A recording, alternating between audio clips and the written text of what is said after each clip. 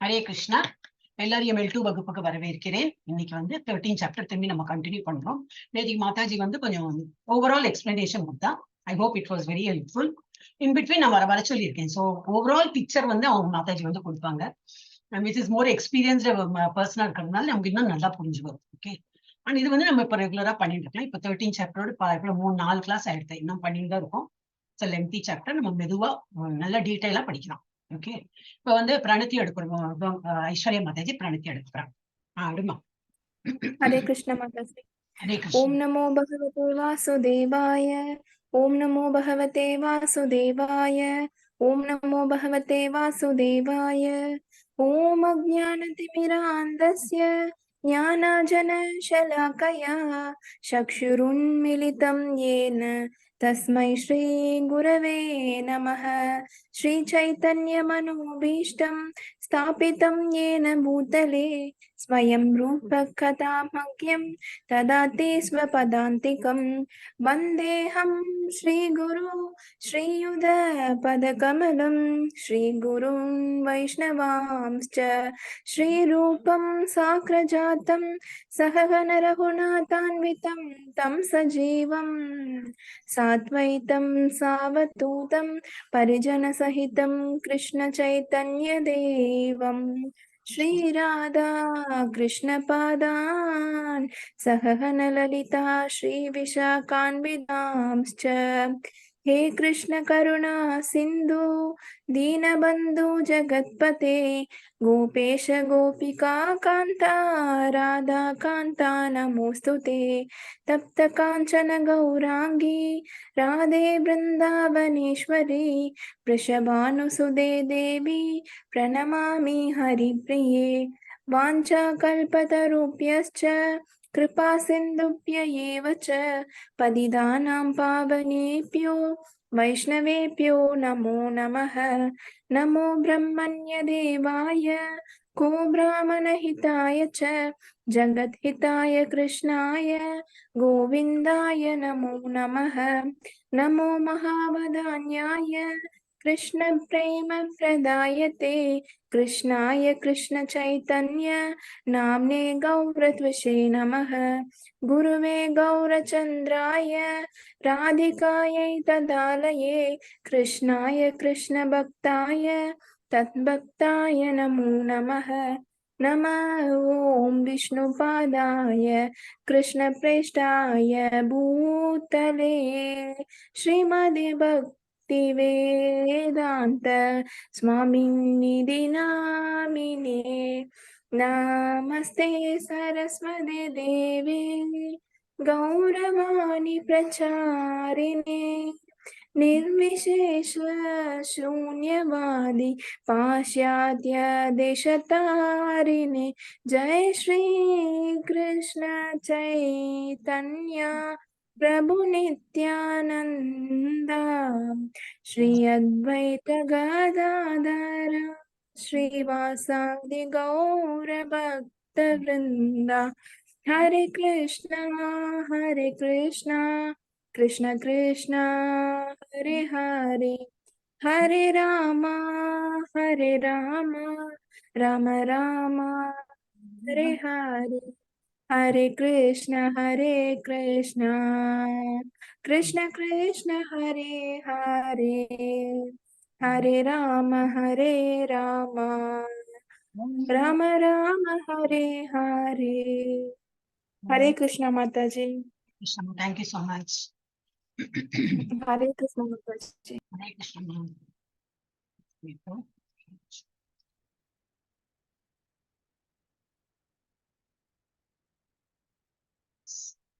Last time Jayanthi Mataji தான் படிக்கணுமா இருந்தது. No she is not there.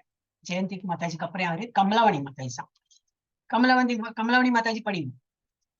हरे कृष्ण माताजी। படிங்க. இது 17 माताजी। अविभक्तम च भूतेषु विभक्तमिव चित्तम भूत भद्रु ஈஸியா இருக்கும் மாதாஜி. இத பார்த்து படிச்சோம்னா ஈஸியா இருக்கும். விபக்தம் இவச்ச ஸ்திதம் अविभक्तम च भूतेषु विभक्तम् इव च स्थितं भूतभर्तृ च तत् ज्ञेयं करशिनु प्रभु विष्णु அவிபக்தம் பிரிவின்றி ச மேலும் பூத்தேஷு எல்லா உயிர்வாளிகளும் விபக்தம் பிரிவுற்று இவ உள்ளது போல ச கூடம் ஸ்திதம் நிலை பெற்று பூத பத்ரு எல்லா உயிர்வாளிகளையும் காப்பவர் ச கூட தத் அந்த நேயம் புரிந்து கொள்ளப்பட வேண்டும் கரசினு அழிக்கிறார் பிரப விஷ்ணு விருத்தி செய்கிறார் ச மேலும். மொழிபெயர்ப்பு. எல்லா உயிர்களுக்கும் இடையே பரமாத்மா பிரிந்திருப்பதாக தோன்றினாலும் அவர் ஒருபோதும் பிரிக்கப்பட முடியாதவர். அவர் ஒருவராகவே இருக்கிறார். அவரே எல்லா உயிர்வாழிகளையும் காப்பவர் என்ற போதிலும் அழிப்பவரும் விருத்தி செய்பவரும் அவரே என்பதை புரிந்து கொள்ள வேண்டும். இறைவன் ஒருவரது இதயத்திலும் பரமாத்மாவாக வீற்றுள்ளார். இதனால் அவர் பிரிக்கப்பட்டு விட்டார் என்று அர்த்தமா? இல்லை, உண்மையில் அவர் ஒருவரே. சூரியனின் உதாரணம் கொடுக்கப்படுகின்றது. மத்திய நேர சூரியன் தனது இடத்தில் வீற்றுள்ளது. ஆனால் 5000 மைல்களுக்கு எல்லா திசைகளிலும் சென்று சூரியன் எங்கே என்று யாரை கேட்டாலும் அது தனது உச்சந்தலையில் பிரகாசிப்பதாக கூறுவர். பரமாத்மா பிரிக்கப்படாதவர் என்ற போதிலும் பிரிக்கப்பட்டவரை போன்று தோன்றுகிறார் என்பதை காட்டுவதற்காக வேத இலக்கியத்தில் இந்த உதாரணம் கொடுக்கப்படுகிறது. சூரியன் பல்வேறு இடங்களில் பற்பல நபர்களுக்கு தோற்றமளிப்பதைப் போல தமது சர்வ வல்லமையினால் ஒரே விஷ்ணு எல்லா இடங்களிலும் காணப்படுகிறார் என்றும் வேத இலக்கியத்தில் கூறப்பட்டுள்ளது. மேலும் புருஷர் எல்லா உயிர்களையும் காப்பவர் என்ற போதிலும் பிரளயத்தின் போது எல்லாவற்றையும் அவரே விழுங்குகின்றார், அழிக்கின்றார். குருஷேஸ்வரத்தில் கூடியுள்ள அனைத்து போர் வீரர்களையும் விழுங்குவதற்காக நான் வந்துள்ளேன் என்று 11ஆம் அத்தியாயத்தில் பகவான் கூறிய போது இது உறுதி செய்யப்பட்டது. மேலும் அவர்களை காலத்தின் உருவில் விழுங்குவதாக அவர் குறிப்பிட்டார். அவரே அழிப்பவர், எல்லாரையும் கொல்பவர். படைப்பின் போது அவர் அனைவரையும் தங்களது உண்மை நிலையிலிருந்து விருத்தி செய்கின்றார். பின்னர் பிரளயத்தின் போது அவரை விழுங்குகின்றார். எல்லா உயிர்வாளிகளின் மூலமும் அவர்களது தங்குமிடமும் அவரே என்னும் உண்மையினை வேத பதங்கள் உறுதி செய்கின்றன. படைப்பிற்கு பின் அவரது சர்வ வல்லமையில் அனைத்தும் தங்குகின்றன. பிரளயத்தின் பின்னர் ஒவ்வொன்றும் அவரில் ஓய்வெடுக்க திரும்புகின்றன. இக்கருத்துக்கள் வேத மந்திரங்களால் உறுதி செய்யப்பட்டவை. யதோ வா இமானி பூதானி ஜாயந்தே ஏன ஜதானி ஜீவந்தி யத் பிரணயன் யபிஷ் சம் விஷந்தி தத் பிரம்ம தத் விஜிஞானஸ்வ தைத்திரிய உபனிஷத். ஹரே கிருஷ்ணா. ஹரே கிருஷ்ணா. ஹரே கிருஷ்ணா. என்ன கண்டினியூ லாஸ்ட் என்ன படிச்சோம் பார்த்துருக்கோம். பரம உண்மை எல்லா உயிர்வாழிகளின் உள்ளும் புறமும் உள்ளார். யாரு? பகவான் எல்லா இடத்துலயும் இருக்கார். அவர்தான் உண்மை, சத்தியம். அப்புறம் அவர் அசைவன மற்றும் அசையாதவற்றிலும் உள்ளார். அவர் சூக்ஷ்மமானவர் என்பதால் ஜடப்புலன்களின் வலிமையால் காண்பதற்கோ அறிவதற்கோ அப்பாற்பட்டவர். மிக மிக தொலைவில் இருப்பினும் அவர் அனைவரின் அருகிலும் இருக்கார். இந்த மாதிரி ஸ்லோகம் இது வரும், கான்ட்ரடிக்டரியா இருக்கிற போல இருக்கும், ரொம்ப ட்ரிக்கியா இருக்கும், நம்ம புரியாது. ஆனா பகவானோட அப்படிதான், நிலையா இப்படிதான், நமக்கு புரியாது. அது அனுபவிக்கணும். we cannot understand way explain பண்ணி அது இப்படிலாம் சொல்லி நமக்கு புரியாது. you have to பக்தி தொண்டுல நம்ம புரிஞ்சுட்டுதான் படிக்கணும். இப்ப இன்னைக்கு என்ன கண்டினியூ பண்றோம்? எல்லா உயிர்களுக்கும் இடையே பரமாத்மா பிரிந்திருப்பதாக தோன்றினாலும் ஒரே பரமாத்மா தான் எல்லாரோட இதுலயும் இருக்கார், எல்லா உயிர் வழியிலையும் இருக்கார். அந்த மாதிரி இருந்தாலும் என்னது, அவர் ஒருபோதும் பிரிக்கப்பட முடியாதவர். இப்போ ஒரு அம்மா இருக்காங்க, ஒரு அம்மா ஒரு 10 குழந்தைகள் பெற்றிருந்தாலும் அந்த அம்மா ஒரு அம்மா தான். அந்த அம்மாவோட ரத்தம், மாமி, சதை, இது எல்லாமே அந்த குழந்தைகளுக்கு வந்திருக்கும். பட் அம்மா வில் ஆல்வேஸ் ரிமைன் ஒரு மதர் இல்லையா? அண்ட் குழந்தைகள் வில் பி டிஃப்ரெண்ட். அந்த ஐடென்டிட்டி வில் பி டிஃப்ரெண்ட். அந்த ஒரு கான்செப்ட் நம்ம வச்சுதான் போறோம். ஏன்னா டுவாலிட்டியில அதுதான் நம்ம இப்போ இது துவைதா பிலாசபி தான் நம்ம பாக்குறோம். அதுல என்ன பாக்குறோம்? we don't merge with God. அது அத்வைதா பிலாசபில அப்படி சொல்லுவாங்க. நம்ம என்ன பண்றோம்? நம்ம கடவுள் இருக்க ஆல்வேஸ் இஸ் தேர். தோ we are all children of the God. நம்ம குழந்தை பகவானோட ஒரு பார்ட் அண்ட் பார்சல் அப்படிங்கிறோம். But God is always there. அவரோட ஐடென்டிட்டி செப்பரேட்டாவே இருக்கும். அப்ப அவர் எல்லாரும் உடல்லயும் இருக்காரு. இப்ப அம்மா 10 குழந்தைகள் பெற்றிருந்தா அந்த 10 குழந்தைகளோட உள்ளயும் அம்மாவோட ஏதோ ஒரு செல்ஸ் இருக்கும். அதனால அம்மாவோட கண்ணு அந்த குழந்தைக்கு இருக்கும், அம்மாவோட மூக்கிங்க இருக்கும். அம்மானா அப்பா ஓட்டவர் த காம்பினேஷன் ஆஃப் போத் அந்த மாதிரி. ஆனா அம்மாவே ஐக்கியம் ஆயிட்டாங்களா அதுக்குள்ள இல்ல, அம்மா வில் ஆல்வேஸ் ரிமைண்டர். இதே போலதான் பகவானுடைய தேவலன் அந்த ஒரு கன்செப்டுக்கு வேண்டிய நான் சொல்றேன். அவர் ஒருபோதும் பிரிக்கப்பட முடியாதவர். அவர் எல்லா உயிர்வாழிகள் இடத்திலையும் இருக்கார். ஆனால் அவரை பிரிக்க முடியாது. அவர் ஒருவராகவே இருக்கின்றார். அவரே எல்லா உயிர்வாழிகளையும் காப்பவர் என்ற போதிலும் அழிப்பவரும் விருத்தி செய்வரும் அவரே என்பதை புரிந்து கொள்ள வேண்டும். பிரளயம் போது என்ன ஆகுது, நம்ம அந்த 11th சாப்டர்ல கொடுத்தாங்க ஆணு காட்டுறாரு, எல்லாம் உள்ள போயிடும். ஆனா நம்ம அழிந்து விடுறோமா? இல்லை. வில் பி இன் அன்மேனிஃபெஸ்டட் ஸ்டேஜ்ல இருப்போம். சாந்தி மாதா மியூட் பண்ணிடுவோம். நம்ம அன்மேனிஃபெஸ்டட் ஸ்டேஜ்ல இருப்போம். அப்புறம் அந்த பல காலம் அந்த மாதிரி உள்ள இருக்கும் பகவானோட இதுல அன்மேனிஃபெஸ்ட் ஸ்டேஜ்ல. அப்புறம் பிரளயம் முடிஞ்சு எல்லாம் இப்ப விருத்தி செய்து எல்லாம் இப்ப உற்பத்தி பண்ணும்போது என்ன, அந்த அன்மேனிஃபெஸ்ட்ல இருந்து மேனிஃபெஸ்ட் ஆகி வரும். அவ்வளவுதான். பிகாஸ் நம்ம தான் ஆத்மா ஆச்சு, நமக்கு தான் அழிவே கிடையாது. சோ நம்ம எப்படி போவோம்? எங்கேயும் போக முடியாது. Will be there. ஆனா கோலோக பிருந்தாவன் போய்க்கு இங்கே உட்கார்ந்து இருக்கோம்னா என்ன அர்த்தம்? நிறைய அந்த மாதிரி கர்மா இருக்கு பாக்கி. அதோட திரும்பி ஒரு உடல் எடுத்து, அது என்ன மிருகம் உடலா ஏதோ ஒரு உடல் எடுக்கணும் நம்ம கர்மாக்கு அக்கார்டிங்லி. சோ அதனால அன்மேனிஃபெஸ்டட்ல திரும்பி மேனிஃபெஸ்ட் ஆகி பிரளயம் எல்லாம் முடிஞ்சு இது வரும்போது அப்ப நம்ம அழியப்படுறது கிடையாது. வில் பி இன்சைட் பகவானோட இதுக்குள்ள இருக்கும். அதான் இதுல கொடுத்திருக்கார். என்ற போதிலும் அழிப்பவரும் அவர்தான், விருத்தி செய்பவரும் அவரே என்பதை நம்ம புரிந்து கொள்ள வேண்டும்.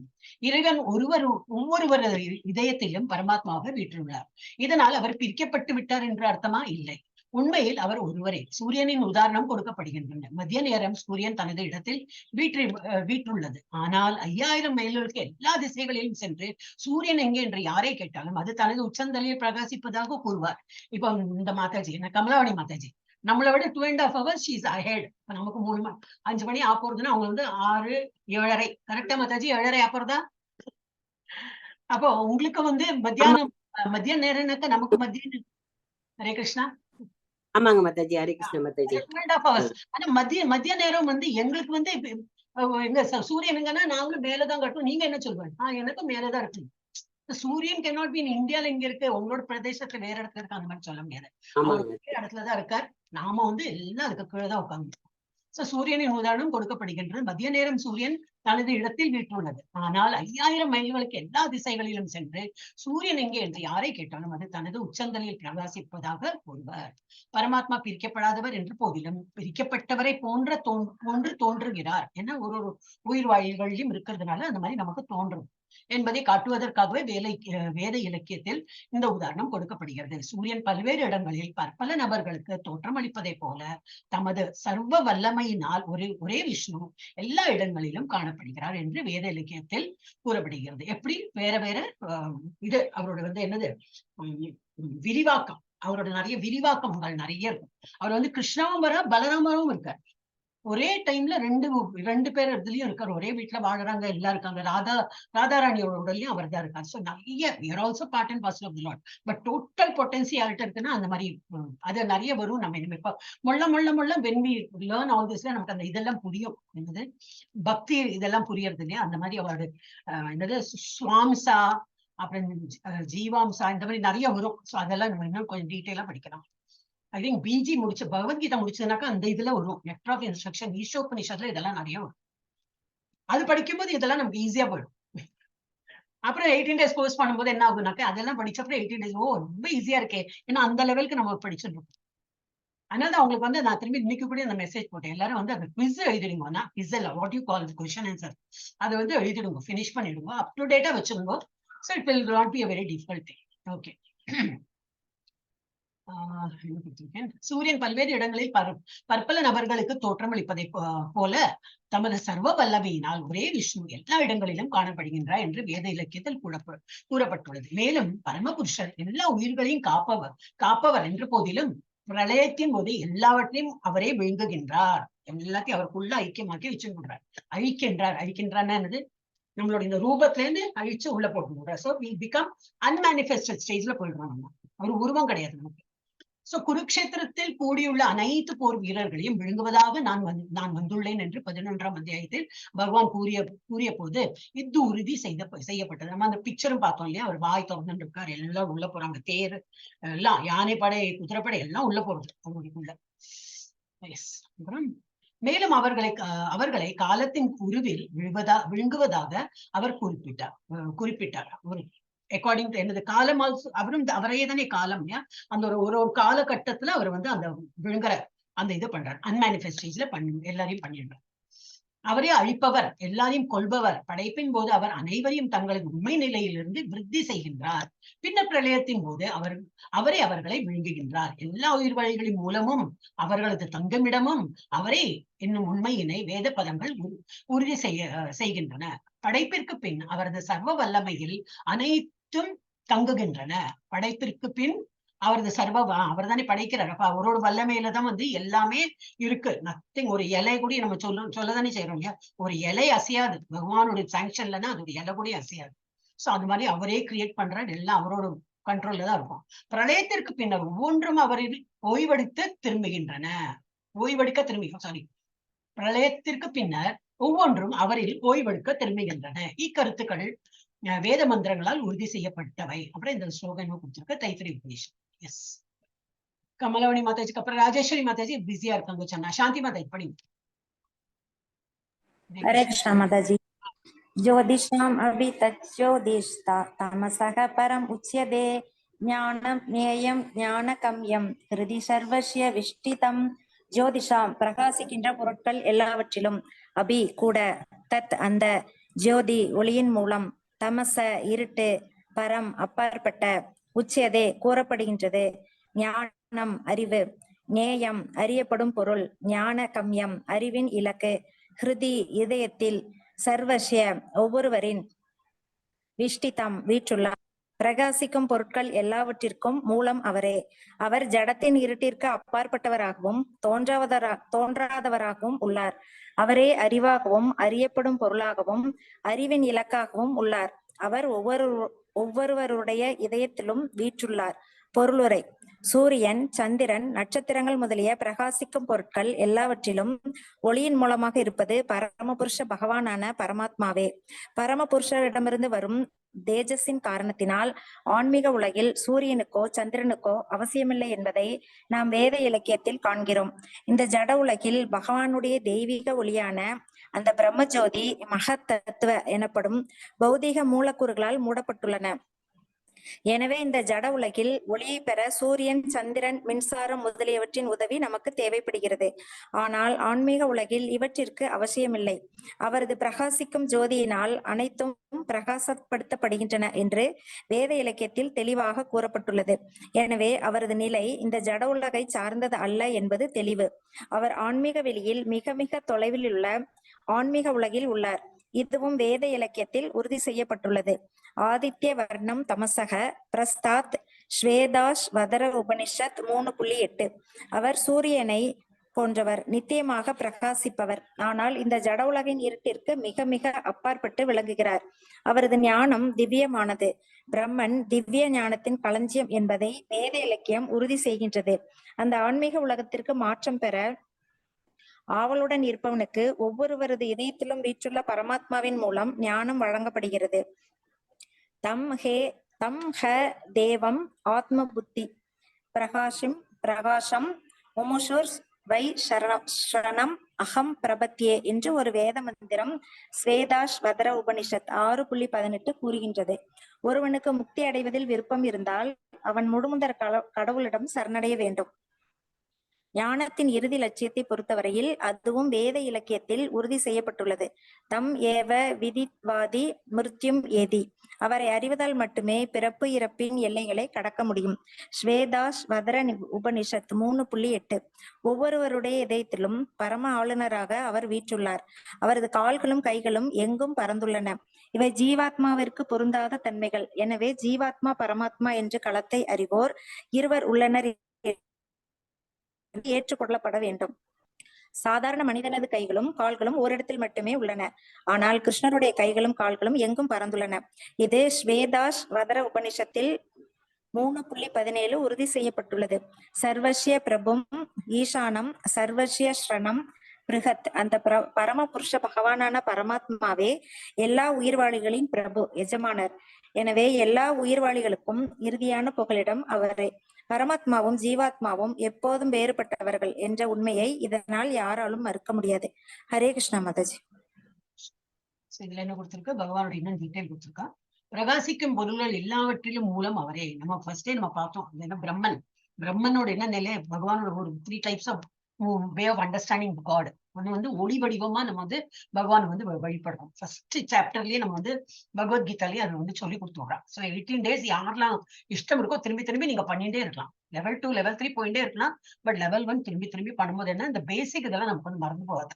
சோ பிரகாசிக்கும் பொருள்னா இப்ப பகவான் வந்து ஒரு பிரம்மன் ரூபத்துல இருக்காருன்னா அது எப்படி என்ன உருவம் இருக்கு, அரூபம் தான், அதுக்கு வந்து ரூபம் கிடையாது. பட் பிரகாசிப்பவரா இருக்கார். அப்ப என்னெல்லாம் உதாரணம், ஒரு சூரியனை வச்சுக்கலாம். சூரியன் வந்து பிரகாசம், ஒரு விளக்கேற்றணும் நம்ம காலையில. சோ அது பிரகாசம் என்னத்துக்கு வருது, வீட்டுல இருட்டா இருக்குன்னு சொல்லிட்டு விளக்கேற்றணும் இல்லையே. நம்ம வந்து இன்வோக் பண்றோம், காடை இன்வோக் பண்றோம். இன்வோக்னா என்னது, அப்படி எழுப்புறோம் எனக்கு தூங்கிட்டு இருக்குல்ல, அவர் தூங்குறது இல்ல. ஒரு லட்சுமி கடாட்சம் உண்டாகிறதுக்கு எப்படி எல்லாம் நம்ம இப்ப சொல்றோம் இல்லையா, அது மாதிரி பகவானோட ஒரு கருணை வரத்துக்கு நம்ம விளக்கேற்றுறோம். அது திவ்யா என்னது, இது வாசன பொருள் எல்லாம் காட்டுறோம். எல்லாம் பகவானை ஹாப்பி பண்றதுக்கு தான் இது எல்லாமே பண்ணிருக்கோம். சோ அந்த மாதிரி இப்போ பகவானை எப்படி நம்ம வழிபடுறோம், ஒரு பிரகாசம் ரூபத்துல. சோ பிரம்மன் ரூபத்திலையும் பகவான் இருக்கார். சோ பிரகாசிக்கும் பொருள்கள் எல்லாவற்றிற்கும் மூலம் அவரே. அவர் ஜடத்தின் இருட்டிற்கு அப்பாற்பட்டவராகவும் தோன்றாதவராகவும் உள்ளார். அவரே அறிவாகவும் அறியப்படும் பொருளாகவும் இருக்காரு. தான் ஞானம் ஏயம். நேற்றுக்கு மாதா சொன்னாங்க இல்லையா, என்ன ஞானம், நாலேஜ். ஓகே, என்ன நாலேஜ், பகவானை பத்தி அறியறது தான் நாலேஜ். ஓகே, இதை படிச்சு என்ன பண்ண போறோம், அது அந்த 8th சாப்டர் நம்ம ஃபுல்லா பண்ணிட்டோம். திரும்பி திரும்பி பண்ணும்போது நல்லா புரியும். என்ன இதெல்லாம் படிச்சு நம்ம என்ன அடைய போறோம், பகவான் தான் அடைய போறோம். சோ இலக்கு என்னது, அதுதான் பகவான் தான் அடைய போறோம். எல்லா வேதவித் அந்த ஒரு இது இருக்கு ஸ்லோகம், அகம் வேதவித். எல்லா வேதங்கள்லயும் நான் தான் இருக்கேன். வேதத்தை கிரியேட் பண்ணது நான் தான். அது படிக்கிறது யாரை பத்தி படிக்கிறோம், பகவான் பத்தி தான் படிக்கிறோம். அது படிச்சா என்ன கிடைக்கும், அவரை தான் அடைவோம். சோ அந்த மாதிரி எல்லாவற்றிலும் அவர்தான், அவரே அறிவாகவும் அறியப்படும் பொருளாகவும் அறிவின் இலக்காகவும் உள்ளார். அது ஆல்ரெடி பார்த்ததுதான் திரும்பி இந்த சாப்டர்ல ரிப்பீட் ஆயிருக்கு. அவர் ஒவ்வொருவருடைய இதயத்திலும் வீற்றுள்ளார். பரமாத்மா வீட்டிலும் இருக்கார்.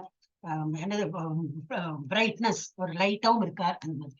சோ எப்படி புரிஞ்சுக்கிறது அவர் அப்படின்னா, பக்தியாலதான் ஒண்ணு புரிஞ்சுக்க முடியும். ஆனா அப்ப ஸ்டார்டிங் என்ன பண்றோம், நம்ம வந்து ஒரு உருவத்தை அப்படின்னா, we have a body, நம்மளாம் embodied soulனாக்கா நம்ம சோலுக்கு வந்து ஒரு பாடி கிடைச்சிருக்கு. அப்ப நமக்கு எப்படி பாக்குறோம்னா, எல்லாமே நம்ம அந்த கண்ணோட்டத்துல தானே பார்க்கணும் இல்லையா. இப்ப நம்ம வந்து அவர் வந்து எல்லாம் திருடினார் அப்படின்னா, அது எப்படி அவர் இவ்வளவு எல்லாம் திருடினார். நம்ம வந்து இந்த திருட்டு பட்டம், நம்ம இந்த பௌதிக உலகத்தை திருட்டு பட்டம் பகவானுக்கு கிடைச்சா எப்படி, நம்ம ஒரு கல்யாணம் பண்ணிட்டு இவ்வளவு கஷ்டப்படுறோம், அவர் இருப்பார் எவ்வளவு 1008 எப்படி கல்யாணம் பண்ண, நம்ம இந்த கண்ணோட்டத்துல பாக்குறோம். ஏன்னா நமக்கு அப்படிதான் புரியும். அதனாலதான் பகவான் சொல்லிட்டார், நீ என்ன வந்து பகவானை வழிபட, ஒரு உருவம் வச்சு வழிபட. ஏன்னா you can understand that way only அப்படி. சோ அவர் வந்து ஒரு விதயத்திலயும் இருக்கார், லைட்லயும் இருக்கார், உருவம் வச்சு நம்ம வந்து வழிபடலாம். சோ இதுல என்ன கொடுத்திருக்கு, சூரியன் சந்திரன் மற்றும் நட்சத்திரங்களை போன்ற பிரகாசிக்கும் பொருள்கள் எல்லாவற்றிலும் ஒளியின் மூலமாக இருப்பது பரமபுருஷ பகவானான பரமாத்மாவே. பரமபுருஷரிடமிருந்து வரும் தேஜஸின் காரணத்தினால் ஆன்மீக உலகில் சூரியனுக்கோ சந்திரனுக்கோ அவசியம் இல்லை. நத்தத் பாசே தானே இந்த ஸ்லோகம் தானே இல்ல. பட் நமக்கு வந்து நம்ம இதுல படிச்ச 15 சாப்டர்ல, இது 13 தானே இருக்கு. நத்தத் பாசயதே சூரியோ ந சசாங்கோ ந பாவக. இந்த 15 சாப்டர் நம்ம படிக்கிறோம் டெய்லி. அதுதான் இது. அதுல வந்து பகவானோட தாமத்துல என்னன்னாக்கா, சூரியன் வெளிச்சம் வேண்டாம், சந்திர வெளிச்சம் வேண்டாம், எலக்ட்ரிசிட்டி வேண்டாம், ஃபயர் வேண்டாம், ஒண்ணும் வேண்டாம். அங்க பிரகாசம் எப்படி பகவான் இருக்கார், அந்த தேஜஸே எல்லாம் பிரகாசமயமா இருக்கு அப்படின்னு. அதான் இங்க திரும்பி most of the things repeat ஆயிட்டே இருக்கும். ஒன்லி படிக்க படிக்க படிக்க நமக்கு வந்து கொஞ்சம் புரியும். இப்ப நம்ம அந்த 15 சாப்டர் ரெகுலரா படிக்கிறதுனால we could correlate. இல்லாட எனக்கு கூட ஸ்ட்ரைக் ஆயிருக்காது, இது கேட்டேன் எங்கேயோ பட்டிருக்கேன் அப்படின்னு சொல்லிட்டு விட்டுடலாம்.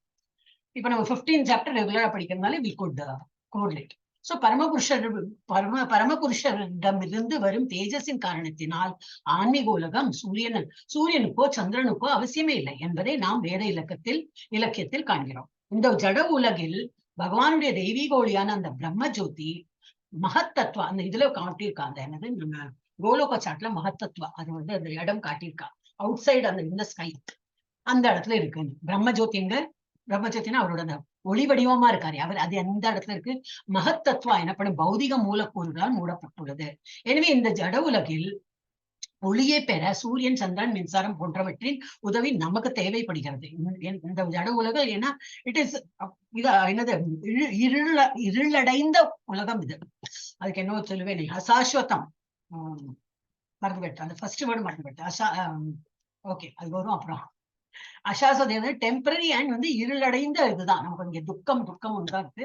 இது வந்து இது கிடையாது, லைட்டு கிடையாது. அதனால சூரிய வெளிச்சம் போயாச்சுன்னா அப்புறம் லைட்டு தான் முட்டுக்கணும் நமக்கு. சோ இது வந்து என்ன கொடுத்திருக்கு, ஒளியை பெற சூரியன் சந்திரன், இந்த ஜட உலகில் ஒளியை பெற சூரியன் சந்திரன் மின்சாரம் போன்றவற்றின் உதவி நமக்கு தேவைப்படுகிறது. ஆனால் ஆன்மீக உலகில் இவற்றிற்கு அவசியம் இல்லை. அவரது பிரகாசிக்கும் ஜோதியினால் அனைத்தும் பிரகாசப்படுகின்றன என்று வேத இலக்கியத்தில் தெளிவாக கூறப்பட்டுள்ளது. எனவே அவரது நிலை இந்த ஜட உலகை சார்ந்தது அல்ல என்பது தெளிவு. நிறைய மாதாஜி படிக்கும்போது பார்த்தோமே, ஸ்வேதேஸ்வர உபநிஷத்துல இருந்து நிறைய இது கொடுத்திருக்கா. எனவே அவரது நிலை இந்த ஜட உலகை சார்ந்தது அல்ல என்பது தெளிவு. அவர் ஆன்மீக வெளியில் மிக மிக தொலைவில் உள்ள ஆன்மீக உலகில் உள்ளார்.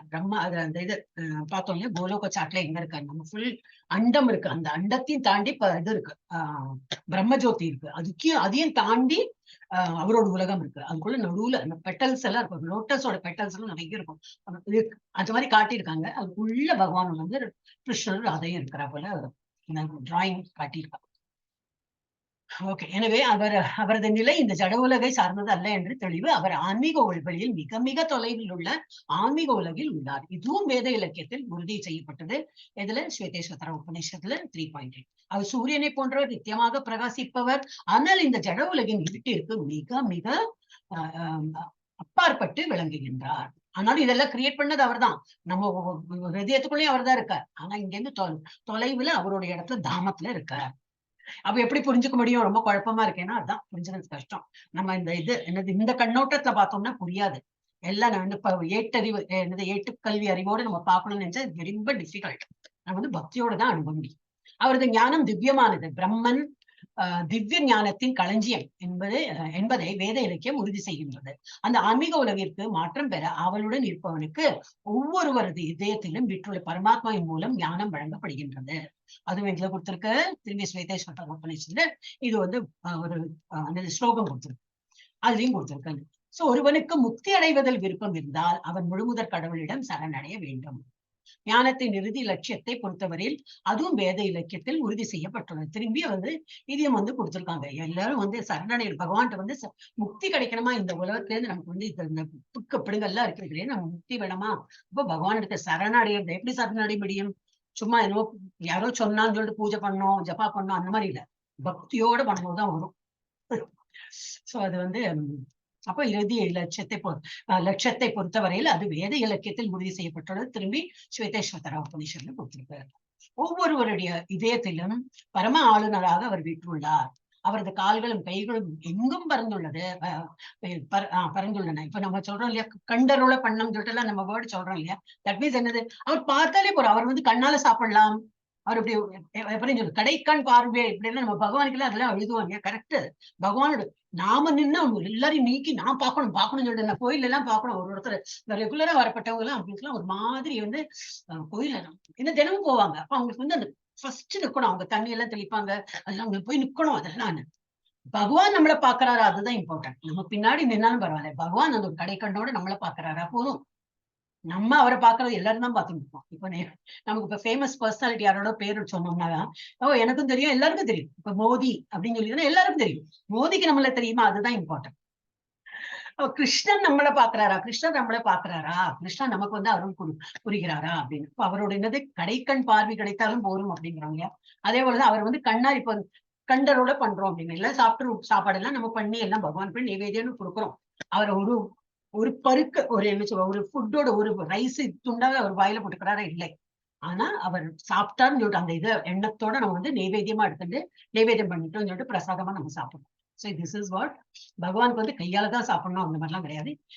அவரோட கையும் காலும் எல்லா இடத்துலயும் பரவி உள்ளது. இவை ஜீவாத்மாவிற்கு பொருந்தாத தன்மைகள். நமக்கு புரியவே புரியாது. நமக்கு அந்த மாதிரி இல்லை, ஒரு லென்த் வரைக்கும் தான் கை போகும், அந்த மாதிரி கை இல்ல கால் இல்ல அந்த மாதிரி. பட் பகவானோட அந்த மாதிரி இல்லை. எனவே ஜீவாத்மா பரமாத்மா என்று களத்தை அறிவோர் இருவர் உள்ளனர். எனவே ஜீவாத்மா பரமாத்மா என்று களத்தை அறிவோர். நம்ம உடலை அறிபவர் யாரெல்லாம், இதெல்லாம் அந்த ஆல்ரெடி நடந்து போனது 13 சாப்டர் திரும்பி ரிப்பீட் தான் பண்ணியிருக்கான். என்னது ஜீவாத்மாவும் பரமாத்மா, நம்ம உடலை பற்றி அறிபவர் யாரு, ஒரு ஆத்மா. எது? என்னுடைய ஆத்மா, தட் இஸ் நான் இந்த உடலை பற்றி அறிகிறேன். அண்ட் ஆல்சோ பரமாத்மா இருக்கார். அதே போல உங்களோட இதுல என்னது, அந்த ஆத்மாவும் இருக்கு, பரமாத்மா. சோ இந்த சேம் பரமாத்மா is there in every body. அவர் வந்து எல்லா களத்தையும் வருகிறார். இந்த உடல் தான் நமக்கு வந்து களம். இந்த களத்தை வச்சுதான், இந்த களத்துல தான் அது வந்து பேசுறது, பாக்குறது, செய்யறது எல்லாம் அந்த இதெல்லாம் பார்த்தோம், ஞானேந்திரியம் கர்மைகள் திரும்பி திரும்பி வருவது. சோ இந்த களத்துலதான் அது எல்லாமே ஆக்ஷன் பண்றது. அதுதான் டீட்டெயில் நம்ம 2 நாள் போன கிளாஸ்க்கு முன்னாடி கிளாஸ் பார்த்தோம். ஓகே என்று அறிவோர் இருவர் உள்ளனர் என்று ஏற்றுக்கொள்ளப்பட வேண்டும். சாதாரண மனிதனது கைகளும் கால்களும் ஓரிடத்தில் மட்டுமே உள்ளன. ஆனால் கிருஷ்ணருடைய கைகளும் கால்களும் எங்கும் பறந்துள்ளன. இது ஸ்வேதேஸ்வர உபநிஷத்துல 3.17 உறுதி செய்யப்பட்டுள்ளது. சர்வஸ்ய பிரபு ஈசானாம் சர்வஸ்ய சரணம் பிரகத். அந்த பரமபுருஷ பகவானான பரமாத்மாவே எல்லா உயிர்வாழிகளின் பிரபு எஜமானர். எனவே எல்லா உயிர்வாழிகளுக்கும் இறுதியான புகலிடம் அவரே. பரமாத்மாவும் ஜீவாத்மாவும் எப்போதும் வேறுபட்டவர்கள் என்ற உண்மையை இதனால் யாராலும் மறுக்க போக முடியாது. அப்போ நம்ம இந்த பிலாசபில வி ஆல்வேஸ் நம்ம வந்து சர்வீட்டர் ஆஃப் த லார்ட். அப்ப பகவான் ஒருத்தருக்கு நாம வந்து சர்வீஸ் அவருக்கு சர்வ் பண்ணணும். அதான் என்னது சர்விட்யூடு இந்த வேர்ட் எல்லாம் வருது இல்லையா. நம்ம வந்து டிவோஷனல் சர்வீஸ். இப்போ டிவோஷனா பகவானுக்கு சேவை புரியறது, அதுதான் நம்ம பண்ணணும். எஸ். இப்போ மாதாஜி சாஸ்வதா இருக்காடா? ஹரே கிருஷ்ணா. சாந்தி மாதாஜி ஹரே கிருஷ்ணா. ஓகே. உமா மாதாஜி படிக்கிறளா? மாதாஜி சாசுதா வெளியில போயிருக்காங்க மாதாஜி. உமா மாதாஜி படிக்கிறளா? ஓகே. ஹரே படிக்க முடியுமா? கூடிய இடத்துல இருக்கேன், கேட்டுட்டு இருக்கேன். சரி சரி. கூப்பிட்ட போகணும். ஓகே மாதாஜி. Okay okay. எஸ். இப்போ வந்து கீதா மாதாஜி படிக்கல. Okay okay. கீதா மாதாஜி படி. हरे कृष्ण माताजी। इति क्षेत्रं तथा ज्ञानं ज्ञेयं सोक्तं समासदः मद्भक्त एतत् विज्ञाय मद्भाव योभव बध्यते इति. இவ்வாறு க்ஷேத்திரம் செயல்களின் களம் உடல், ததா கூட, ஞானம் அறிவு, ஞேயம் அறியப்படும் பொருள், ச மேலும், உக்தம் விவரிக்கப்பட்டுள்ளது, சமாசதக சுருக்கமாக, மத் பக்த எனது பக்தன், ஏதத் இவற்றையெல்லாம், விஞ்ஞாய புரிந்து கொண்ட பின், மத் பாவாய என் இயற்கையை, உபத்தியதே அடைகிறான். இவ்வாறாக செயலின் களம் உடல், க்ஷேத்திர அறிவு, ஞானம் அறியப்படும் பொருள், ஞேயம் ஆகியவை சுருக்கமாக என்னால் விவரிக்கப்பட்டன. எனது பக்தர்கள் மட்டுமே இவற்றை முழுமையாக புரிந்து கொண்டு எனது இயற்கை அடைய முடியும். பொருளுரை. உடல், அறிவு, அறியப்படும் பொருள் ஆகியவற்றை பற்றி பகவான் சுருக்கமாக விவரித்து விட்டார். இந்த அறிவு 3 விஷயங்களை பற்றியது. அறிபவன், அறியப்படக்கூடியது, அறிவதற்கான வழிமுறை. இம்மூன்றும் இணைந்து விஞ்ஞானத்தை பெறுவதற்கான அறிவியல் என அறியப்படுகிறது. பகவானின் களங்கமற்ற பக்தர்களால் பக்குவமான ஞானத்தினை நேரடியாக புரிந்து கொள்ள முடியும். மற்றவர்களால் புரிந்து கொள்ள முடியாது. இறுதி நிலையில் இம்மூன்றும் ஒன்றாகி விடுகின்றன என்று ஒருமைவாதிகள் கூறுகின்றனர். ஆனால் பக்தர்கள் இதனை ஏற்பதில்லை. ஞானத்தை வளர்ப்பது என்றால் ஒருவன் தன்னை கிருஷ்ண உணர்வில் புரிந்து கொள்வது என்று பொருள். நாம் ஜட உணர்வில் வழி நடத்தப்படுகின்றோம். ஆனால் நமது உணர்வுகள் அனைத்தும் கிருஷ்ணரது செயல்களுக்கு மாறி கிருஷ்ணரே எல்லாம் என்பதை உணர்ந்த பின்னர் நாம் உண்மையான ஞானத்தை அடைகிறோம். வேறு விதமாக கூறினால், ஞானம் என்பது பக்தி தொண்டை பக்குவமாக புரிந்து கொள்வதன் ஆரம்ப நிலையே அன்றி வேறு ஒன்றுமல்ல. 15ஆம் அத்தியாயத்தில் இது மிகவும் தெளிவாக விளக்கப்படும். தற்போது சுருக்கமாக பார்த்தால், மகாபூதானி என்று தொடங்கிய சேதனா ஸ்கிருதி என்று முடியும் 6வது மற்றும் 7வது ஸ்லோகங்களில் பௌதிக மூலக்கூறுகளையும் வாழ்வின் அறிகுறிகளின் சில தோற்றத்தை பற்றியும் ஆராய்ந்தன என்று நாம் புரிந்து கொள்ளலாம். இவை இணைந்த உடலை அல்லது செயலின் களத்தை உருவாக்குகின்றன. ஸ்லோகங்கள் 8 முதல் 12 வரை அமானித்துவம் முதல் தத்துவ ஞானார்த்த தர்சனம் வரை களத்தை அறியும் 2 வித நபர்களான ஆத்மா, பரமாத்மாவினை புரிந்து கொள்வதற்கான ஞானத்தின் வழிமுறை விவரிக்கப்பட்டது. பின்னர் ஸ்லோகங்கள் 13 முதல் 18 வரை அனாதி மத்பரம் என்பது முதல் ஸ்ருதி சர்வஸ்ய விஷ்டிதம் வரை ஆத்மாவையும் பரமாத்மாவையும் விளக்குகின்றன. இவ்வாறாக 3 விஷயங்கள் இதுவரை விளக்கப்பட்டுள்ளன. செயல்களின் களம், புரிந்து கொள்வதற்கான வழிமுறை மற்றும் ஆத்மாவும் பரமாத்மாவும் களங்கமற்ற பக்தர்கள் மட்டுமே இந்த 3 விஷயங்களை தெளிவாக புரிந்து கொள்ள முடியும் என்று இங்கு குறிப்பாக விளக்கப்பட்டுள்ளது. எனவே பகவத்கீதை தனது முழுமையான பலனை பக்தர்கள் கொடுக்கும். அதனால் அவர்களால் மட்டுமே உன்னத இலக்காக முழுமுதல் கிருஷ்ணரின் இயற்கையை அடைய முடியும். வேறு விதமாக கூறினால், பக்தர்கள் மட்டுமே பகவத்கீதையை புரிந்து கொண்டு விரும்பும் பலனை அடைய முடியும். ஹரே கிருஷ்ண மாதாஜி.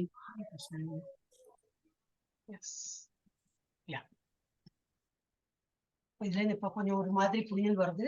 அடுத்தது என்ன சொல்றார்? இவ்வாறாக செயல்களின் களம், நம்ம உடல், அதுக்குதான் க்ஷேத்திரம் சொல்றா. உடல் தமிழ்ல சொல்றோம், க்ஷேத்திரம்ங்கிறது இது என்னது சான்ஸ்கிரிட் வேர்டு. களம், களம் ஒரு உடல், அது தமிழ்ல தான் சொல்றோம். அப்புறம் அறிவு, இதை பத்தி புரிஞ்சுக்கிறது தான் அறிவு, இதுதான் நாலேஜ், இதுதான் ஞானம். அறியப்படும் பொருள், எதை பத்தி படிக்கிறோம்? பகவானை பத்தி படிக்கிறோம். ஆத்மானா என்ன, பகவான்னா என்னது, ஜீவாத்மானா என்ன, இதெல்லாம் படிக்கிறோமே. அது என்ன சம்பந்தம், அவரோட என்ன சம்பந்தம், இதெல்லாம் படிக்கிறோமே, அதுதான் நாலேஜ். அதுதான் என்னது அறியப்படும் பொருள் என்னது ஞேயம் அப்படி சொல்றோம். ஆகியவை சுருக்கமாக என்னால் விவரிக்கப்பட்டன. எனது பக்தர்கள் மட்டுமே இவற்றை முழுமையாக புரிந்து கொண்டு எனது இயற்கையை அடையும். என்ன புரிஞ்சுட்டோம்னா பகவானை நம்ம அடையலாம் அப்படின்னு பகவானை சொல்லியிருக்கார். உடல், அறிவு, அறியப்படும் பொருள் ஆகியவற்றை பற்றி பகவான் சுருக்கமாக விவரித்து விட்டார். இந்த அறிவு 3 விஷயங்களை பற்றியது. அறிபவன், அறியப்படக்கூடியது. இது திரும்பி 18 சாப்டர்லயும் வரும். திரும்பி நான் இப்பதான் 18 சாப்டர் எங்க முடிச்சேன், அந்த இப்ப முடிச்சேன் இந்த லாஸ்ட் மந்தோட. நான் டீட்டெயிலா சொல்லும் போது நான் நினைச்சேன் இது திரும்பி இதே தான் வருதுன்னு. So we are not missing anything. இது மறந்து போயிடுவோமோ அப்படிலாம் புரியற போல இருக்கும், திரும்பி மறக்கிறா போல இருக்கும், திரும்பி வேற ஒரு சாப்டர்ல இட் will be repeated. அப்புறம் 18 சாப்டர்ல திரும்பி இதே டாபிக் தான் வரும். எஸ், என்னது உடல், அறிவு, அறியப்படும் பொருள் ஆகியவற்றை பற்றி பகவான் சுருக்கமாக விவரித்து விட்டார். இந்த அறிவு, இது புரிஞ்சுக்கிற இந்த அறிவு தான் 3 விஷயங்களை பற்றியது. அறிபவன், அறியப்படக்கூடியது, அறிவதற்கான வழிமுறை. இம்மூன்றும் இணைந்து விஞ்ஞான ஞானத்தை பெறுவதற்கான அறிவியல் என்று அழைக்கப்படுகின்றன. பகவானின் களங்கமற்ற பக்தர்களால் பக்குவமான ஞானத்தினை நேரடியாக புரிந்து கொள்ள முடியும்.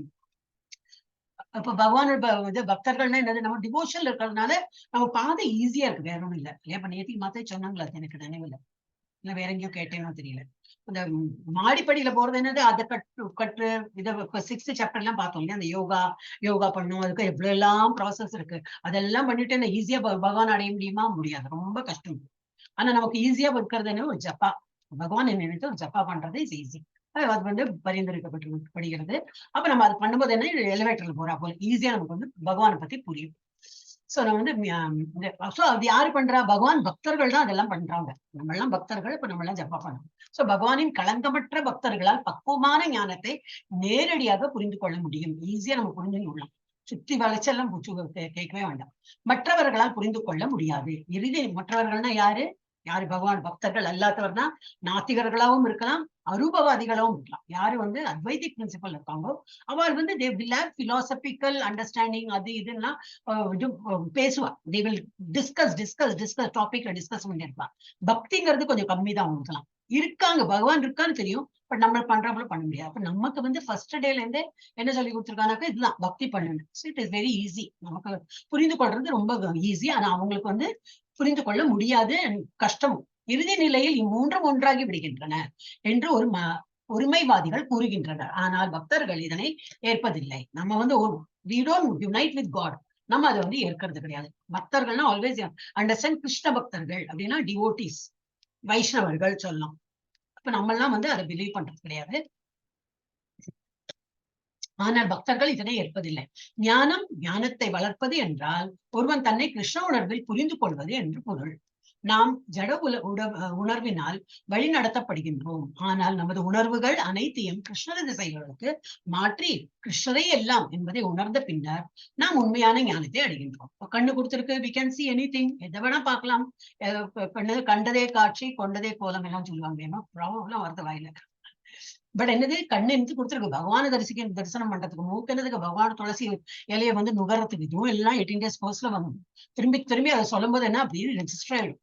அப்ப அதுக்குதான் பகவான் காது கண்ணு மூக்கெல்லாம் எதுக்கு கொடுத்துருக்கான்னு அதுக்குதான் கொடுத்துருக்கான். ஆனா நம்ம என்ன பண்றோம், டைம் இருந்தா பாக்கலாம், டைம் இருந்தா ஜப்பா பண்ணலாம், டைம் இருந்தா கேட்கலாம். அந்த மாதிரி இன்க்ளூடிங் மைசெல்ஃப், நான் உங்களோட கூட தான் இருக்கேன். ஐம் டெல்லிங் என்னோட கதையும் அதே தான். வேற ஏதாவது ஆப்ஷன் ஏதாவது கிடைக்கிறதா, நான் சரி எனக்கு வேற ஒண்ணும் இல்லையா, சரி உட்காந்து ஜப்பா பண்ணு, அந்த லெவல்ல நம்ம வந்துட்டோம். பட் கண்ணு காது மூக்கு எல்லாமே எதுக்கு கொடுத்துருக்கு, ஃபர்ஸ்ட் பகவானை வழிபடுறதுக்கு தான் பகவான் கொடுத்துருக்காரு. ஓகே, என்ன கொடுத்துருக்கீங்க? நாம் ஜட உணர்வில்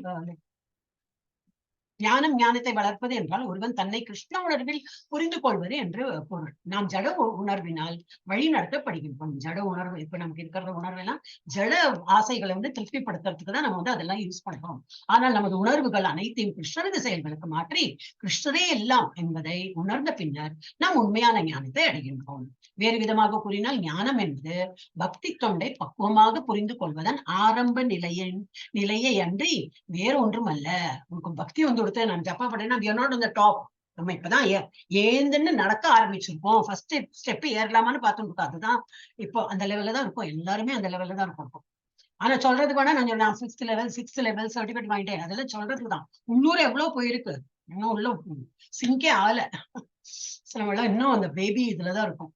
ஓகே, அப்ப ஆரம்ப நிலையில தான் இருக்கும் எல்லாரும். இப்போ 15ஆம் அத்தியாயத்தில் இது மிகவும் தெளிவாக விளக்கப்படும்.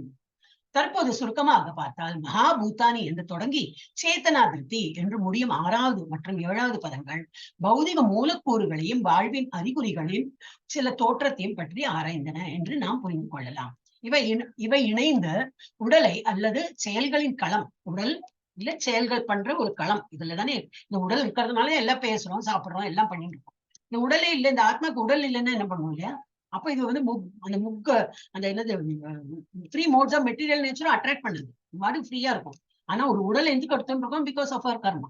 அந்த உடல் எடுத்ததுனால இந்த முக்குணங்களை நம்ம தாக்குறது, இப்ப பகவான் பேர்ல பக்தி வரமாட்டேங்கிறது, இழுத்து பிடிச்சு நம்ம வந்து போராடின்னு இருக்கோம். அது பகவானே அது ஒரு ஸ்லோகத்துல சொல்றாரு, ரொம்ப கஷ்டப்படுறாங்க.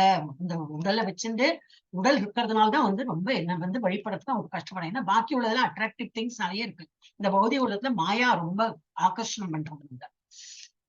ஓகே, இவை இணைந்து உடலை அல்லது செயல்களின் களத்தை உருவாக்குகின்றன. பதங்கள் 8 முதல் 12 வரை அமானித்துவம் முதல் அதம்பித்துவம், அந்த படிச்சோம் அமானித்துவம் அதம்பித்துவம் எல்லாம் படிச்சுட்டு தத்துவ ஞானார்த்த தர்ஷனம் இதெல்லாம் வந்து சொல்லி இதுதான் ஞானம் அப்படிங்கிற 8ல இருந்து 12 வரைக்கும் எல்லாம் சொல்லிட்டு இதுதான் நான் வந்து நாலேஜ்னு சொல்றேன், இதுதான் என்னுடைய அபிப்பிராயம், பாக்கி எல்லாமே நாலேஜ் கிடையாது அப்படின்னு. வரை களத்தை அறியும் 2 வித நபர்களான ஆத்மா பரமாத்மாவினை புரிந்து கொள்வதற்கான ஞானத்தின் வழிமுறை விவரிக்கப்பட்டது. பின்னர் பதங்கள் 13 முதல் 18 வரை அநாதிமத் பரம் என்ற முதல் ஸ்ருதி சர்வஸ்ய விஷ்டிதம் வரை ஆத்மாவையும் பரமாத்மாவையும் முழுமுதற் கடவுளை விளக்குகின்றன. இவ்வாறாக 3 விஷயங்கள் வரும், திரும்பி இதுல வரும். 13 முடிஞ்சுட்டு இல்லையா? அதான் 8ல இருந்து 12, 13ல இருந்து 18. ஓகே, இவ்வாறாக 3 விஷயங்கள் இதுவரை விளக்கப்பட்டுள்ளன. செயல்களின் களம் அது படிச்சோம், அவர் யார் பண்றாங்கன்னு படிச்சோம். அண்ட் வந்து வேற என்ன படிச்சோம்? ஞானம், ஞேயம், என்ன படிச்சோம்? உடல், அறியப்படும் பொருள் அண்ட் பகவான், அதை பத்தி படிச்சாங்க. இவ்வாறாக 3 விஷயங்கள் இதுவரை விளக்கப்பட்டுள்ளன. செயல்களின் களம் உடல், புரிந்து கொள்வதற்கான வழிமுறை மற்றும் ஆத்மாவும் பரமாத்மாவும் களங்கமற்ற பக்தர்கள் மட்டுமே இந்த 3 விஷயங்களை தெளிவாக புரிந்து கொள்ள முடியும் என்று இங்கே குறிப்பாக விளக்கப்பட்டுள்ளது. எனவே பகவத்கீதை தனது முழுமையான பலனை பக்தர்களுக்கு கொடுக்கும். அவர்களால் மட்டுமே உன்னத இலக்கான முழுமுதற் கடவுள் கிருஷ்ணரின் இயற்கையை அடைய முடியும். வேறு விதமாக கூறினால் பக்தர்கள் மட்டுமே பகவத்கீதையை புரிந்து கொண்டு விரும்பும் பலனை அடைய முடியும். எஸ், ஜானி மாதாஜி படிங்க. हरे कृष्णा माताजी। प्रकृतिं पुरुषं चैव विद्यनादि उभाव अपि विकारांश्च गुणांश्चैव विद्धि प्रकृति संभवान्। प्रकृतिं ஜட இயற்கை, புருஷம் உயிர்வாளிகள், ச மேலும், ஏவ நிச்சயமாக, வித்தி நீ அறிய வேண்டும், அனாதி ஆரம்பமில்லாத, உபவ் இரண்டும், அப்பி கூட, விகாரான் மாற்றங்கள், ச மேலும், குணான் இயற்கையின் முக்குணங்கள், ச மேலும், ஏவ நிச்சயமாக, வித்தி அறிய வேண்டும், பிரகிருதி ஜட இயற்கை, சம்பவான் உற்பத்தி செய்யப்பட்ட, ஜட இயற்கையில் உயிர்வாழ்களும் ஆரம்பமற்றவை என்பதை புரிந்து கொள்ள வேண்டும். அவர்களது மாற்றங்களும் ஜடத்தின் குணங்களும் ஜட இயற்கையின் உற்பத்தி பொருட்களே. பொருளுரை: இந்த அத்தியாயத்தில் கொடுக்கப்பட்டுள்ள அறிவை கொண்டு உடல் செயல்களின் களம் மற்றும் உடலை அறிபவர்களை பற்றி, ஜீவாத்மா பரமாத்மாவை பற்றி அறிய முடியும். செயல்களின் களமாகிய உடல் ஜட இயற்கையினால் ஆனது. உடலை பெற்று அந்த உடலின் செயல்களை அனுபவித்துக் கொண்டுள்ள தனிப்பட்ட ஆத்மா புருஷ அல்லது ஜீவாத்மா எனப்படுகிறான். அறிவர்களில் அவன் ஒருவன். மற்றொருவர் பரமாத்மா. ஜீவாத்மாவும் பரமாத்மாவும் பரமபுருஷ பகவானின் வேறொரு தோற்றங்கள் என்பதை புரிந்து கொள்ள வேண்டும். ஜீவாத்மா என்பது அவரது சக்தி எனும் பிரிவிலும் பரமாத்மா என்பது சுய விரிவு என்ற பிரிவிலும் உள்ளன. ஜட இயற்கை, ஜீவாத்மா ஆகிய இரண்டுமே நித்தியமானவை. அதாவது அவை படைப்பிற்கு முன்னும் இருந்தன. ஜடத்தோற்றமானது பகவானுடைய சக்தியிலிருந்து உண்டானதாகும். உயிர்வாழிகளும் அப்படிப்பட்டவர்களே. இருப்பினும் உயிர்வாழிகள் உயர்ந்த சக்தியைச் சேர்ந்தவர்கள். உயிர்வாழிகள் ஜட இயற்கை என இரண்டுமே இந்த பிரபஞ்ச தோற்றுவதற்கு முன்பே இருந்தவை. ஜட இயற்கையானது பரம புருஷ பகவானான மகாவிஷ்ணுவில் லயித்திருந்தது. தேவைப்படும் போது மகத்தத்துவத்தின் உதவியுடன் தோற்றுவிக்கப்படுகின்றது. அதுபோல உயிர்வாழிகளும் அவரில் இருந்தவர்களே. அவர்கள் கட்டுண்டு இருப்பதால் பரமபுருஷருக்கு தொண்டாற்ற விரும்புவது இல்லை. இதனால் அவர்கள் ஆன்மீக உலகத்திற்குள் நுழைய அனுமதிக்கப்படுவது இல்லை. இருப்பினும் ஜட இயற்கை படைக்கப்படும் போது இந்த உயிர்வாழிகள் இந்த ஜட உலகில் செயல்பட்டு ஆன்மீக உலகினுள் நுழைவதற்கு தங்களை தயார் செய்து கொள்ள ஒரு வாய்ப்பு வழங்கப்படுகிறது. இதுவே இந்த ஜடப்படைப்பின் இரகசியம். உண்மையில் உயிர்வாழி பரமபுருஷரின் ஆன்மீக அம்சமாகும். ஆனால் அவருக்கு எதிரான தன்மையின் காரணத்தினால் அவன் ஜட இயற்கையில் கட்டுண்டு இருக்கிறான். உயர்ந்த வாழிகளான உயிர்வாழிகள் எவ்வாறு இந்த ஜட இயற்கையின் தொலைவினுள் வந்தனர் என்பது அவ்வளவு முக்கியமல்ல. இருந்தாலும் அது எவ்வாறு ஏன் நடைபெற்றது என்பதை பரமபுருஷ பகவான் அறிவார். இந்த ஜட இயற்கையினால் கவரப்பட்டவர்கள் வாழ்க்கை போராட்டத்தில் துன்பப்படுகின்றனர் என்று சாஸ்திரங்களில் பகவான் கூறுகிறார். ஆனால் இங்குள்ள சில ஸ்லோகங்களின் மூலம் நாம் நிச்சயமாக தெரிந்து கொள்ள வேண்டியது என்னவெனில், முக்குணங்களினால் ஏற்படும் ஜட இயற்கையின் தாக்கமும் எல்லா மாற்றங்களும் ஜட இயற்கையின் படைப்புகளே. உயிர்வாழிகள் சம்பந்தப்பட்ட எல்லா மாற்றங்களும் வேறுபாடுகளும் உடலை அடிப்படையாக கொண்டவை. ஆத்மா என்பதன் அடிப்படையில் எல்லா உயிர்வாழிகளும் சமமானவரே. ஹரே கிருஷ்ணா. ஹரே கிருஷ்ணா. எஸ், சரி. ஜட இயற்கையும் உயிர்வாழிகளும் ஆரம்பமற்றவை. இப்ப நம்ம இது இயற்கை, ஈவன் இன்க்ளூடிங் இயற்கை, நமக்கு வந்து ஒரு இது மாதாஜி வந்துட்டே இருக்கேன். மாதாஜி ஜாயின் பண்ணிட்டேன். நமக்கு வந்து அழிவில்லை சொல்றோமே, பிறப்பும் இல்லை இறப்பும் இல்லை. அதே போல ஜட இயற்கையும் தான் ஆல்வேஸ் அதுக்கு வந்து ஆரம்பமற்றவை என்பதை புரிந்து கொள்ள வேண்டும். அவர்களது மாற்றங்களும் ஜடத்தின் குணங்களும் ஜட இயற்கையின் உற்பத்தி பொருள்களே. இதுக்கு முன்னாடி நம்ம படிச்சோம், எந்த சாப்டர் 7th சாப்டர்ல படிச்சோம் நினைக்கிறேன். நம்ம எல்லாம் வந்து ஹை நல்ல என்னது இந்த பொட்டன்சி பேர் மரங்கள் நல்ல குணங்களோட நம்ம வந்து புரிஞ்சுக்கணும். பகவான் அவ்வளவு அம்சங்கள் நம்ம கிட்ட இருக்கு. அது கொஞ்சம் இது தரம் கம்மியா உள்ளதுதான் இயற்கை. சோ இது வந்து இந்த அத்தியாயத்தில் கொடுக்கப்பட்டுள்ள அறிவை கொண்டு உடல் செயல்களின் களம் மற்றும் உடலை அறிபவர்களை பற்றி, ஜீவாத்மா பரமாத்மை பற்றி அறிய முடியும். செயல்களின் களமாகிய உடல் ஜட இயற்கையினால் ஆனது.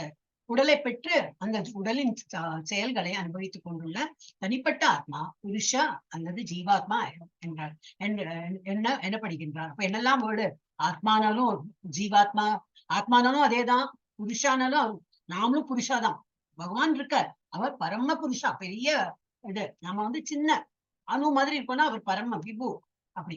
சோ ஆத்மா சொல்லலாம், நம்மள புருஷான்னு சொல்லலாம். ஜீவாத்மா எனப்படுகிறான். அறிபவர்களில் அவன் ஒருவன்.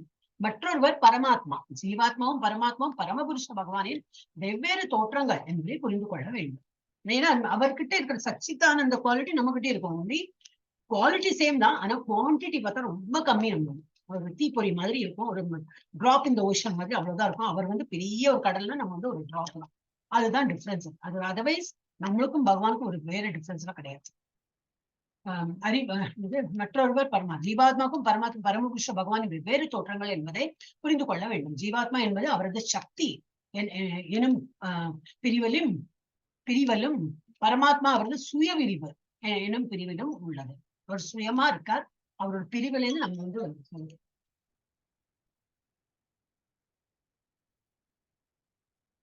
பிரிவிலும் உள்ளன. ஜட இயற்கை ஜீவாத்மா ஆகிய இரண்டுமே நித்தியமானவை. இது ஜட இயற்கையும் நித்தியம் தான், ஜீவாத்மா நித்தியம் தான். நம்ம பகவானும் நித்தியம். நமக்கெல்லாம் அழிவு கிடையாது, பிறப்பும் கிடையாது. அதாவது அவை படைப்பிற்கு முன்னும் இருந்தன. ஜட தோற்றமானது ஹரே கிருஷ்ணா ஜட இயற்கை ஜீவாத்மா ஆகிய இரண்டுமே நித்தியமானவை. அதாவது அவை படைப்பிற்கு முன்னும் இருந்தன. ஜட தோற்றமானது பகவானுடைய சக்தியிலிருந்து உண்டானதாகும். ஜட இயற்கை எல்லாமே அவர் தானே கிரியேட் பண்ணிருக்காரு. ஜட இயற்கை அவர் தான் கிரியேட் பண்ணிருக்காரு. எல்லாமே அவரோட தான். ஆனா அது எப்படி பகவானுடைய பகவான் சக்தியிலிருந்து உண்டாயிருக்கு. ஆனா அது வந்து லிட்டில் லோவர் வெரைட்டி. உயிர்வாய்களும் அப்படிப்பட்டவர்களை. இருப்பினும் உயிர்வாய்கள் உயர்ந்த சக்தியை சேர்ந்தவர்கள். உயிர்வாய்களின் உயிர்வாழிகள் ஜட இயற்கை என இரண்டுமே இந்த பிரபஞ்சம் தோன்றுவதற்கு முன்பே இருந்தவை. ஜட இயற்கையானது பரமபுருஷ பகவானான மகாவிஷ்ணுவில் லயித்திருந்தது. தேவைப்படும் போது மகத்தத்துவத்தின் உதவியுடன் தோற்றுவிக்கப்படுகிறது.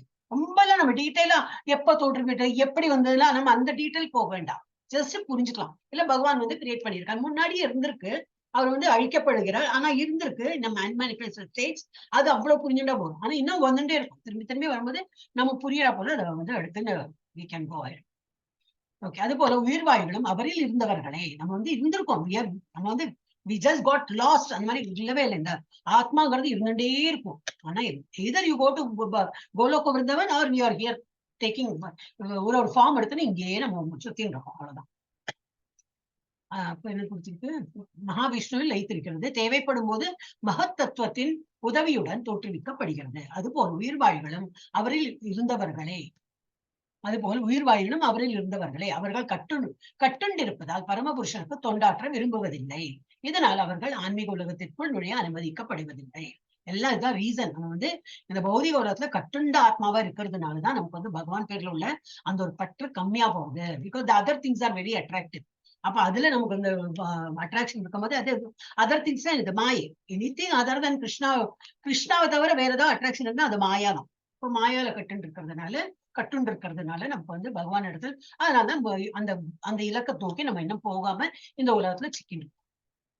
அது தெரியலனாக்க இதனால் அவர்கள் ஆன்மீக உலகத்திற்குள் நுழைய அனுமதிக்கப்படுவதில்லை. இருப்பினும் ஜட இயற்கை படைக்கப்படும் போது அந்த உயிர்வாழிகள் இந்த ஜட உலகில் செயல்பட்டு ஆன்மீக உலகினுள் நுழைவதற்கு தங்களை தயார் செய்து கொள்ள ஒரு வாய்ப்பு வழங்கப்படுகிறது. அது ஒன்லி ஹியூமன் பீயிங் தான். Not for all the living things. Only ஒரு ஹியூமன் பீயிங் தான் வந்து இந்த ஒரு பக்தி பண்றதுக்கு ஒரு வாய்ப்பு நமக்கு வந்து கிடைச்சிருக்கேன்னா ஒரு ஹியூமன் ஃபார்ம்ல இருக்கிறதுனால.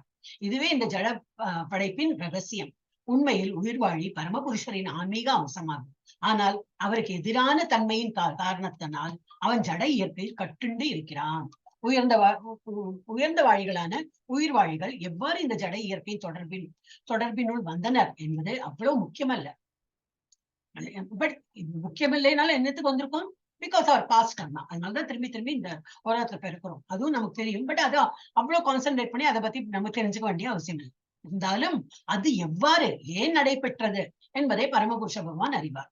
இந்த ஜட இயற்கையால் கவரப்பட்டவர்கள் வாழ்க்கை போராட்டத்தில் துன்பப்படுகின்றனர் என்று சாஸ்திரங்களில் பகவான் கூறுகின்றார். ஆனால் இங்குள்ள சில பதங்களின் மூலம் நாம் நிச்சயமாக தெரிந்து கொள்ள வேண்டியது என்னவெனில், முக்குணங்களினால் ஏற்படும் ஜட இயற்கை தாக்கமும் ஒரு விஷயம். இங்குள்ள சில பதங்களின் மூலம் நாம் நிச்சயமாக தெரிந்து கொள்ள வேண்டியது என்னவெனில், முக்குணங்கள் அதான் ரஜோ தமஸ் இதெல்லாம் ஏற்படும் ஜட இயற்கையின் தாக்கமும் எல்லா மாற்றங்களும் ஜட இயற்கையின் படைப்புகளே. உயிர்வாழ்கள் சம்பந்தப்பட்ட எல்லா மாற்றங்களுக்கும் வேறுபாடுகளும் உயிர்வாழ்கள் சம்பந்தப்பட்ட எல்லா மாற்றங்களும் வேறுபாடுகளும் உடலை அடிப்படையாக கொண்டவை.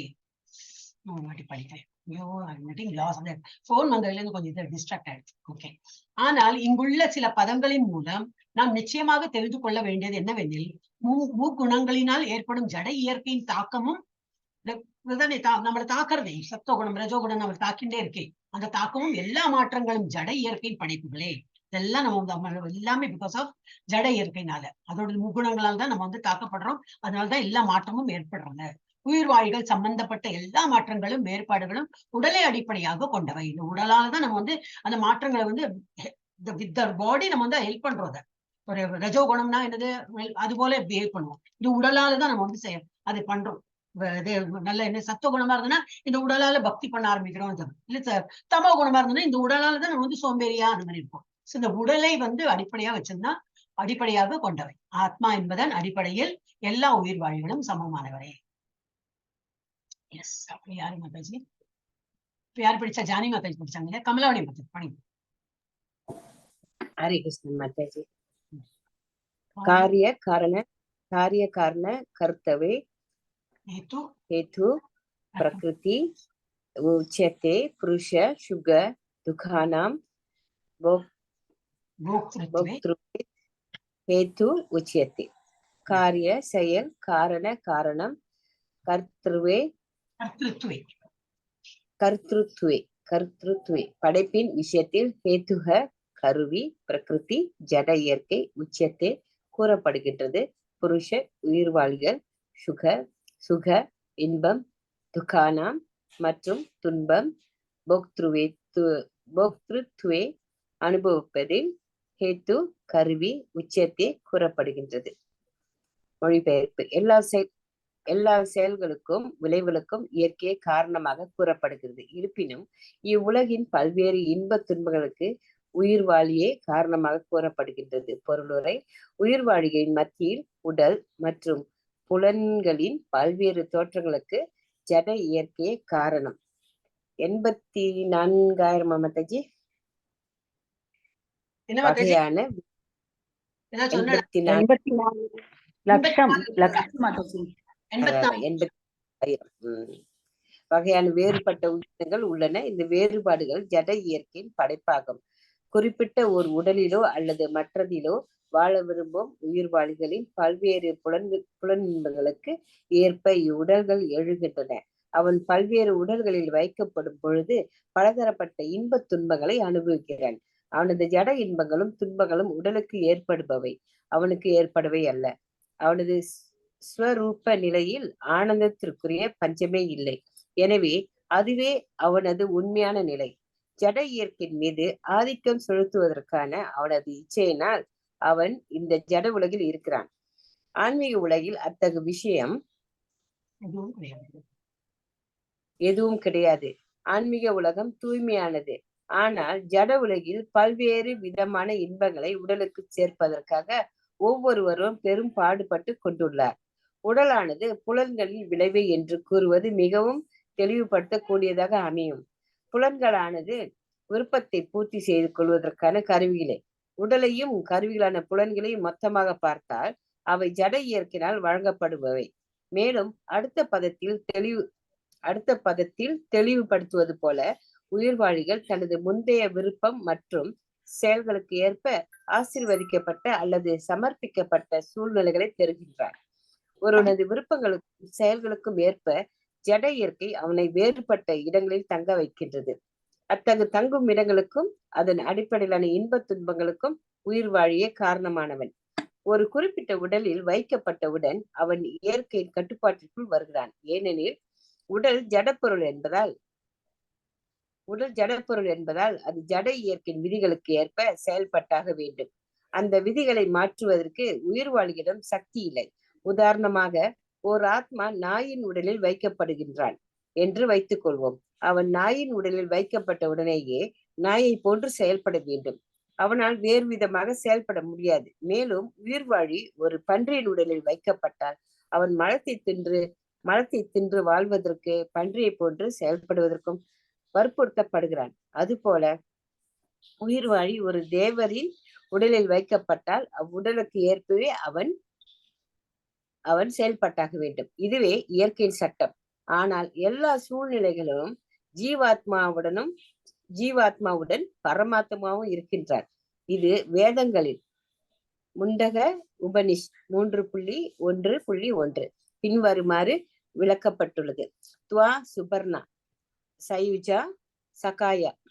பரமபுருஷர் உயிர்வாழிகளின் மீது மிகவும் கருணையுடையராக இருப்பதால் பரமாத்மாவின் உறவில் அவர் எப்போதும் எல்லா சூழ்நிலைகளும் ஜீவாத்மாவுடன் இருக்கின்றார். ஹரே கிருஷ்ண. எல்லா செயல்களுக்கும் விளைவுகளுக்கும் இயற்கையே காரணமாக கூறப்படுகிறது. என்னது ரஜோகுணம் தமோகுணம் அதுதான் காரணம் சொல்றோம். இருப்பினும் இவ்வுலகின் பல்வேறு இன்பத் துன்பங்களுக்கு உயிர்வாழியே காரணமாக கூறப்படுகிறது. ஏன்னா நமக்கு ஃப்ரீடம் கொடுத்துருக்கா. அப்கோர்ஸ் ரஜோகுணம் தமோகுணம் சத்தோகுணம் நம்மளை இழுத்துட்டே இருக்கும். ஆனாலும் கூட நமக்கு என்ன கொடுத்துருக்கா, ஒரு ஃப்ரீடம் கொடுத்துருக்கா.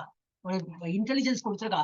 நம்ம வந்து இதெல்லாம் வீக் பண்ணி நம்ம பகவான் இடத்துல எப்படி லயிக்கலாம்னு சொல்லிட்டு கஷ்டம். ஆனாலும் நமக்கு அந்த ஃப்ரீடம் கொடுத்தது நம்ம வந்து செயல்பட்டு அதை அதுல போனோம்னாக்கா we can win over. வந்து அதான் டிரான்சென்ட் சொல்லுவாங்க, transcend to the higher nature. அது என்னது சுத்த சத்துவ நிலைக்கு போலாம். இதெல்லாம் சாதாரண நிலைகள் தான். எது சத்துவகுணம், ரஜகுணம், தமோகுணம் வந்து சாதாரண நிலையில. அதை தாண்டி போனோம்னாக்கா நம்ம என்ன வேணும், பக்தி இருந்தா நம்ம பண்ணலாம். இல்ல அந்த இதுல பிபிடி நல்லா கொடுத்துருக்கு. இதுக்கப்புறம் அது பிபிடி தானே பார்க்க போறோம். சோ உயிர்வாழிகளின் மத்தியில் உடல் மற்றும் புலன்களின் பல்வேறு தோற்றங்களுக்கு ஜட இயற்கையே காரணம். இல்ல சத்துவகுணம், ரஜகுணம், இந்த ஜட இயற்கைன்னு அதுதான். இந்த முக்குணங்கள் வந்து ஜட இயற்கையோட முக்குணங்கள். அதுதான் நம்ம தாக்குது. 84 lakh ஸ்பீஷிஸ் இருக்கு.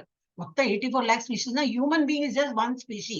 ஒரு குரங்கு அது ரெண்டாவது ஸ்பீஷி. அந்த குரங்குலயே எவ்வளவு 4-5 வெரைட்டி இருக்குன்னா அந்த 4-5 வெரைட்டி எல்லாம் ஒரு ஸ்பீஷி. அப்புறம் கரடி, சிங்கம் அந்த மாதிரி பார்த்தீங்கன்னாக்கா 84 lakh ஸ்பீஷிஸ் இருக்கு. வேறுபட்ட உயிரினங்கள் உள்ளன.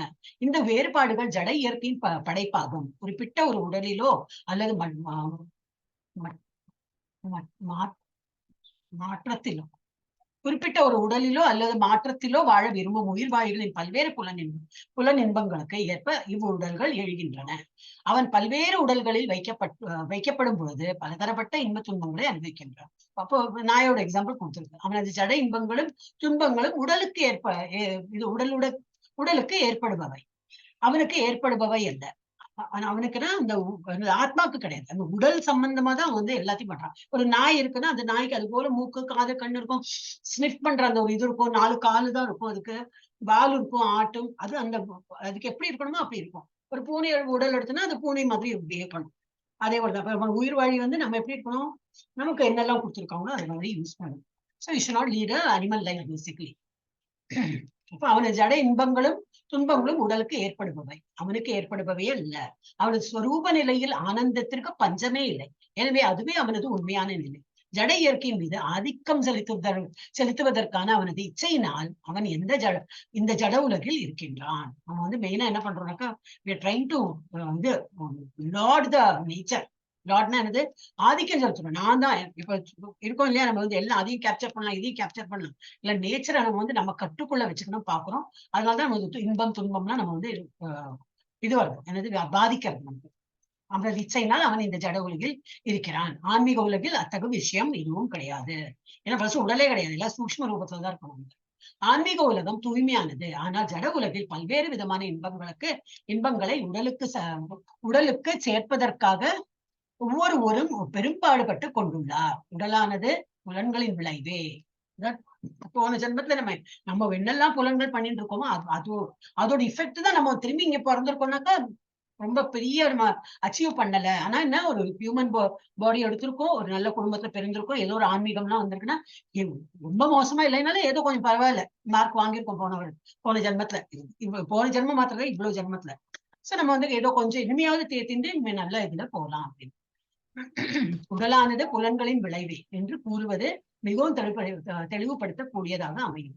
புலன்களானது விருப்பத்தை பூர்த்தி செய்து கொள்வதற்கான கருவிகளே. காது, கண்ணு, மூக்கு என்னது, காதால கேட்கணும்.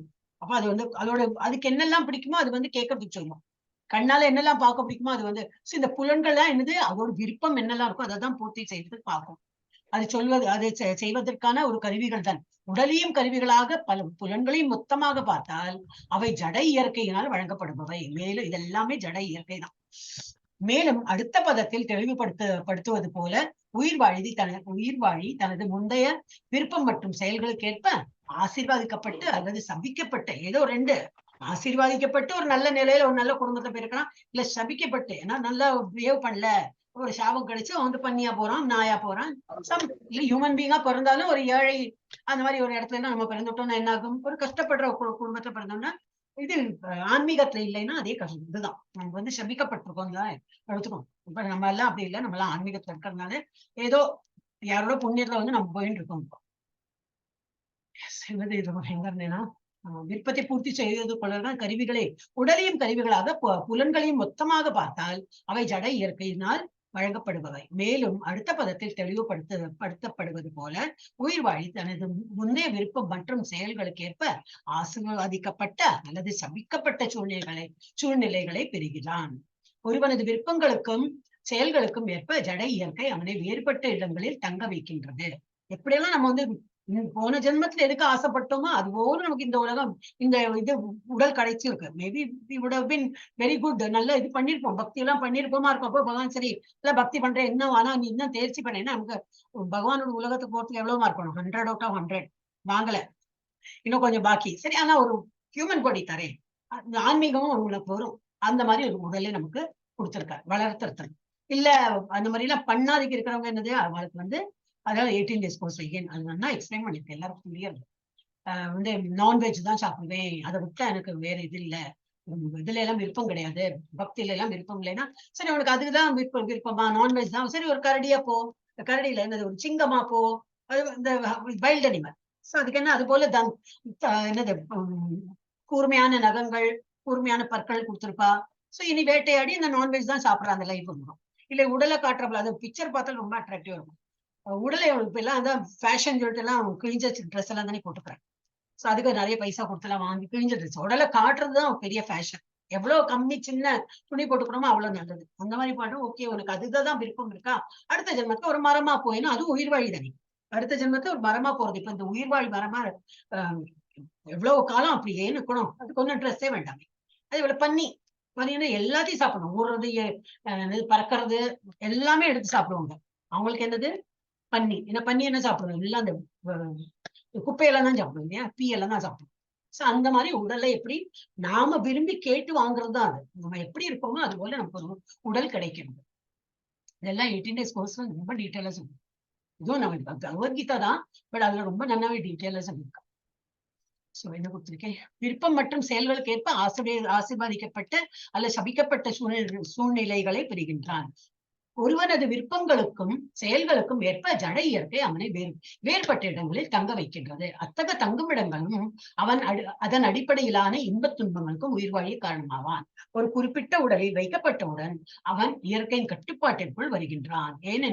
ஏனெனில் உடலானது ஜடப்பொருள் என்பதால். அது மேக்னெட் அண்ட் அயன் பார்ட்டிகல்ஸ் அப்படின்னு நினைச்சுக்கலாம். இது என்னது முக்குணங்கள் என்னது, இட்ஸ் லைக் அ மேக்னெட். நம்ம ஒரு உடலை எடுத்து விட்டோம், அது மேட்டர். அந்த மேட்டர்னா என்னது, இட்ஸ் லைக் அயன் பார்ட்டிகல்ஸ். இமிடியேட்டா அது வந்து அட்ராக்ட் பண்றோம் நம்ம. இல்ல நம்ம வந்து ஒரு உடல் எடுக்கல வெறும் ஆத்மாவா தான் இருக்கும் அப்படின்னா இது ஒண்ணுமே ஆகாது. லைக் பிளாஸ்டிக் மாதிரி, plastic or anything other than metal, steel இதெல்லாம் கூட அட்ராக்ட் ஆகுது. இது ஒரு எக்ஸாம்பிளுக்கு நான் சொல்றேன் புரிஞ்சுக்கிறதுக்கு. அப்ப நம்ம உடலை எடுத்துன்றதுனாலதான் இது வந்து நம்ம முக்குணங்களும் நம்மள தாக்குறது. ஜட இயற்கை முக்குணங்களும் நம்மள தாக்குறது. ஜடப்பொருள். ஏனெனில் உடலானது ஜடப்பொருள் என்பதால் அது ஜட இயற்கையின் விதிகளுக்கு ஏற்ப செயல்பட்டாக வேண்டும். அந்த விதிகளை மாற்றுவதற்கு உயிர் வாழியிடம் சக்தி இல்லை, முடியாதுன்னு போடுறாரு. அதுங்களுக்கு சக்தி இல்லைன்னா கட்டுண்டோம். நம்ம இதுவரை விழுத்துட்டே இருக்கும். உதாரணமாக ஒரு ஆத்மா நாயின் உடலில் படுகின்றான் என்று வைத்துக் கொள்வோம். அவன் நாயின் உடலில் வைக்கப்பட்ட உடனேயே நாயை போன்று செயல்பட வேண்டும். அவனால் வேறு விதமாக செயல்பட முடியாது. மேலும் உயிர் வாழி ஒரு பன்றின் உடலில் வைக்கப்பட்டால் இஷ்டம் இருக்கோ இல்லையோ, அவனுக்கு வந்து நல்லவேளை அவனுக்கு நினைவு இருக்காது. பூர்வ ஜென்மம் எல்லாம் நினைவு இருந்ததுனாக்கா ஐயோ பண்ணியா பிறந்து தொலைச்சிருக்கேனே, நான் அந்த பீ பக்கத்துல போக மாட்டேன்னு சொல்லவே முடியாது. எல்லாரும் போவா, நீயும் அதுக்குள்ள போய் தான் வாங்கணும். சோ அவன் வந்து பன்றியின் அவன் மலத்தை தின்று வாழ்வதற்கும் பன்றியை போன்று செயல்படுவதற்கும் வற்புறுத்தப்படுகின்றான். அதுபோல அந்த உயிர் வாழி ஒரு தேவரின் உடலில் வைக்கப்பட்டால் உடலுக்கு ஏற்பவே அவன் செயல்பட்டாக வேண்டும். சோ இது வந்து நம்ம 3rd சாப்டர்ல நல்லாவே கொடுத்தோம். இதுவே இயற்கையின் அதான் அக்கர்மா விகர்மலம் படிச்சோமே அது. அப்புறம் இதுவே இயற்கையின் சட்டம். ஆனால் எல்லா சூழ்நிலைகளிலும் ஜீவாத்மாவுடன் பரமாத்மாவும் இருக்கின்றார். இது வேதங்களில் முண்டக்க உபநிஷத் 3.1.1 பின்வருமாறு விளக்கப்பட்டுள்ளது. பரமபுருஷர் உயிர் வாழியின் மீது மிகவும் கருணையுடையவராக இருப்பதால் பரமாத்மாவின் முடிவில் அவர் எப்போதும் எல்லா சூழ்நிலைகளிலும் ஜீவாத்மாவுடன் இருக்கிறார். கமலவாணி மாதாஜி நான் படிக்கிறேன். ஒரு நிமிஷம் இருங்கோ மாதாஜி, நீங்க ஃபர்ஸ்ட் மியூட் பண்ணுங்க. எனக்கு ஆர்டரே தெரிய மாட்டேங்குது. நீங்க தான் இப்ப படிங்க. நீங்க நான் படிக்கிறேன் சொல்லும்போது எனக்கு ஆர்டரே மறந்து போயிட்டு. படிங்க. புருஷ பிரக்திஸ்தோ புங்கே பிரகிருதி ஞான் காரணம் குணசங்கோ அஸ்ய சதசத் யோனி ஜன்மசு. புருஷ உயிர்வாழி பிரகிருதிஸ்த ஜடசக்தியில் நிலை பெற்று ஹி நிச்சயமாக பூங்கே அனுபவிக்கின்றான். பிரகிருதி ஜட இயற்கையினால் உருவாக்கப்பட்டு குணான் இயற்கையின் குணங்கள் காரணம் குண சங்க இயற்கை குணங்களின் சங்கத்தினால் அஸ்ய உயிர்வாழியின் சத் அசத் நல்ல தீய யோனி வாழ்வினங்களில் ஜன்மசு பிறப்பில் இயற்கையும் அனுபவிப்பனும் உணர்வும். மொழிபெயர்ப்பு. இவ்வாறாக ஜட இயற்கையில் உள்ள உயிர்வாழி இயற்கையின் முக்குணங்களை அனுபவித்துக் கொண்டு வாழ்வின் வழிகளை பின்பற்றுகிறான். இவை ஜட இயற்கையின் தொடர்பினால் ஏற்படுபவை. இவ்வாறு பல்வேறு இனங்களில் அவன் நன்மை தீமைகளை சந்திக்கின்றான். பொருளுரை. உயிர்வாழிகள் எவ்வாறு ஒரு உடலிலிருந்து மற்றொரு உடலிற்கு மாற்றமடைகின்றனர் என்பதை பற்றி அறிந்து கொள்வதில் இந்த பதம் மிகவும் முக்கியமானது. 2ஆம் அத்தியாயத்தில் ஆடையை ஒருவன் மாற்றி கொள்வது போல உயிர்வாழி ஒரு உடலிலிருந்து மற்றொரு உடலிற்கு மாற்றமடைகிறான் என்று விளக்கப்பட்டது. ஜடவாழ்வின் மீதான அவனது பற்றுதலே இந்த உடை மாற்றத்திற்கு காரணம். இந்த பொய்யான தோற்றத்தினால் அவன் கவரப்பட்டுள்ளவரை ஒரு உடலிலிருந்து மற்றொரு உடலிற்கு மாறுவதை அவன் தொடரத்தான் வேண்டும். ஜட இயற்கையின் மீது ஆதிக்கம் செலுத்துவதற்கான அவனது விருப்பத்தினால் அவன் இத்தகு விருப்பத்தக்க சூழ்நிலைகளில் வைக்கப்படுகின்றான். பௌதீக ஆசைகளின் காரணத்தினால் ஆத்மா சில சமயம் தேவனாக, சில சமயம் மனிதனாக, சில சமயம் மிருகமாக, சில சமயம் பறவையாக, சில சமயம் புழுவாக, சில சமயம் நீர்வாழியாக, சில சமயம் புனிதமான மனிதனாக, சில சமயம் பூச்சியாகவும் பிறக்கின்றன. இது தொடர்ந்து புனிதமான மனிதனாக சில சமயம் இது தொடர்ந்து கொண்டே இருக்கின்றது. இவ்வெல்லாம் நிலைகளில் உயிர்வாழி தன்னையே தனது சூழ்நிலைகளில் தலைவனாக எண்ணிக்கொள்கின்றான். இருப்பினும் அவன் ஜட இயற்கையின் ஆதிக்கத்திற்கு கீழ்ப்பட்டவன். அவன் எவ்வாறு பல்வேறு உடல்களில் வைக்கப்படுகின்றான் என்பதை இங்கே விளக்கப்பட்டுள்ளது. பல்வேறு இயற்கை குணங்களின் தொடர்பே இத்தகு மாற்றத்திற்கு காரணம். என ஒருவன் ஜட இயற்கையின் முக்குணங்களிலிருந்து உயர்வு பெற்று தெய்வீக நிலையில் நிலை பெற வேண்டும். இதுவே கிருஷ்ண உணர்வு எனப்படும். ஒருவன் கிருஷ்ண உணர்வில் நிலை பெறாதவரை ஒரு உடலிலிருந்து மற்றொரு உடலுக்கு மாறும்படி அவனது ஜட உணர்வு அவனை பலவந்தப்படுத்தும்.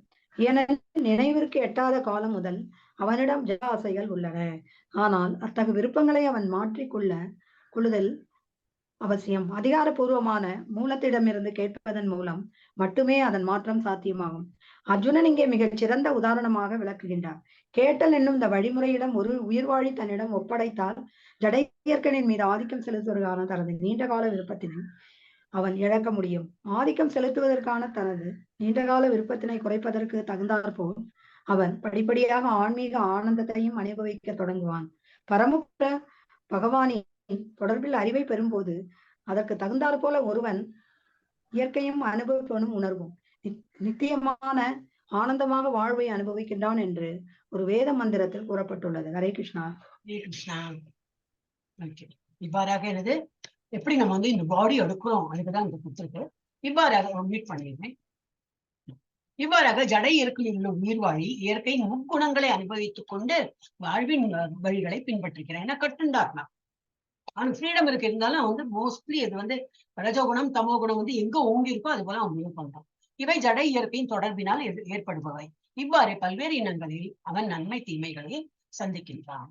உயிர்வாழிகள் எவ்வாறு ஒரு உடலிலிருந்து மற்றொரு உடலிற்கு மாற்றமடைகின்றனர் என்பதை பற்றி அறிந்து கொள்வதில் இந்த பதம் மிகவும் முக்கியமானதாகும். 2ஆம் அத்தியாயத்தில் ஆடையை ஒருவன் மாற்றி கொள்வது போல உயிர்வாழி ஒரு உடலிலிருந்து மற்றொரு உடலிற்கு மாற்றமடைகின்றான். நம்ம ஒரு உடல் எடுத்துருக்கோம், அடுத்த உடல் டெஃபினெட்லி ஒரு உடல் கிடைக்கும். இது பகவானோட உலகத்தை போலனா வேற ஒரு உடல் கிடைக்கும். ஆனா எப்படி கிடைக்கிறது அது வந்து அக்கார்டிங் டு அவர் இந்த ஜென்மத்துல அப்புறம் நிறைய இருக்கு பாஸ் கர்மா அக்கார்டிங்லி அந்த உடல் கிடைக்கும். அப்புறம் வந்து ஒரு உடலிலிருந்து மற்றொரு உடலிற்கு மாற்றம் அடைகின்றான் என்று விளக்கப்பட்டது. ஜட வாழ்வின் மீதான அவனது பற்றுதலே இந்த உடை மாற்றத்திற்கு காரணம். இன்னும் ஜட வாழ்க்கையில வந்து பற்றுதலுக்கு அதனால வந்து இந்த காமம் குரோதம் எல்லாம் வருது. அதனால திரும்பி பாவம் புண்ணியம் பண்ணி திரும்பி என்னது நம்ம ஒரு உடலை எடுக்கிறோம். அக்கார்டிங் டு நம்மளோட ஆக்ஷனுக்கு தகுந்தா போல ஒரு உடலை எடுக்கிறோம். இந்த உடை மாற்றத்திற்கு இதுதான் காரணம். இந்த பொய்யான தோற்றத்தினால் அவன் கவரப்பட்டுள்ளவரை ஒரு உடலிலிருந்து மற்றொரு உடலிற்கு மாறுவதை அவன் தொடரத்தான் வேண்டும். ஜட இயற்கையின் மீது ஆதிக்கம் செலுத்துவதற்கான அவனது விருப்பத்தினால் அவன் இத்தகு விரும்பத்தகாத சூழ்நிலைகளில் வைக்கப்படுகிறான். பௌதிக ஆசைகளின் காரணத்தினால் ஆத்மா சில சமயம் தேவனாக நல்ல காரியம் பண்ணி ரொம்ப இதெல்லாம் இந்திரன் எல்லாம் என்னது எல்லாம் ஒரு பதவிதான்.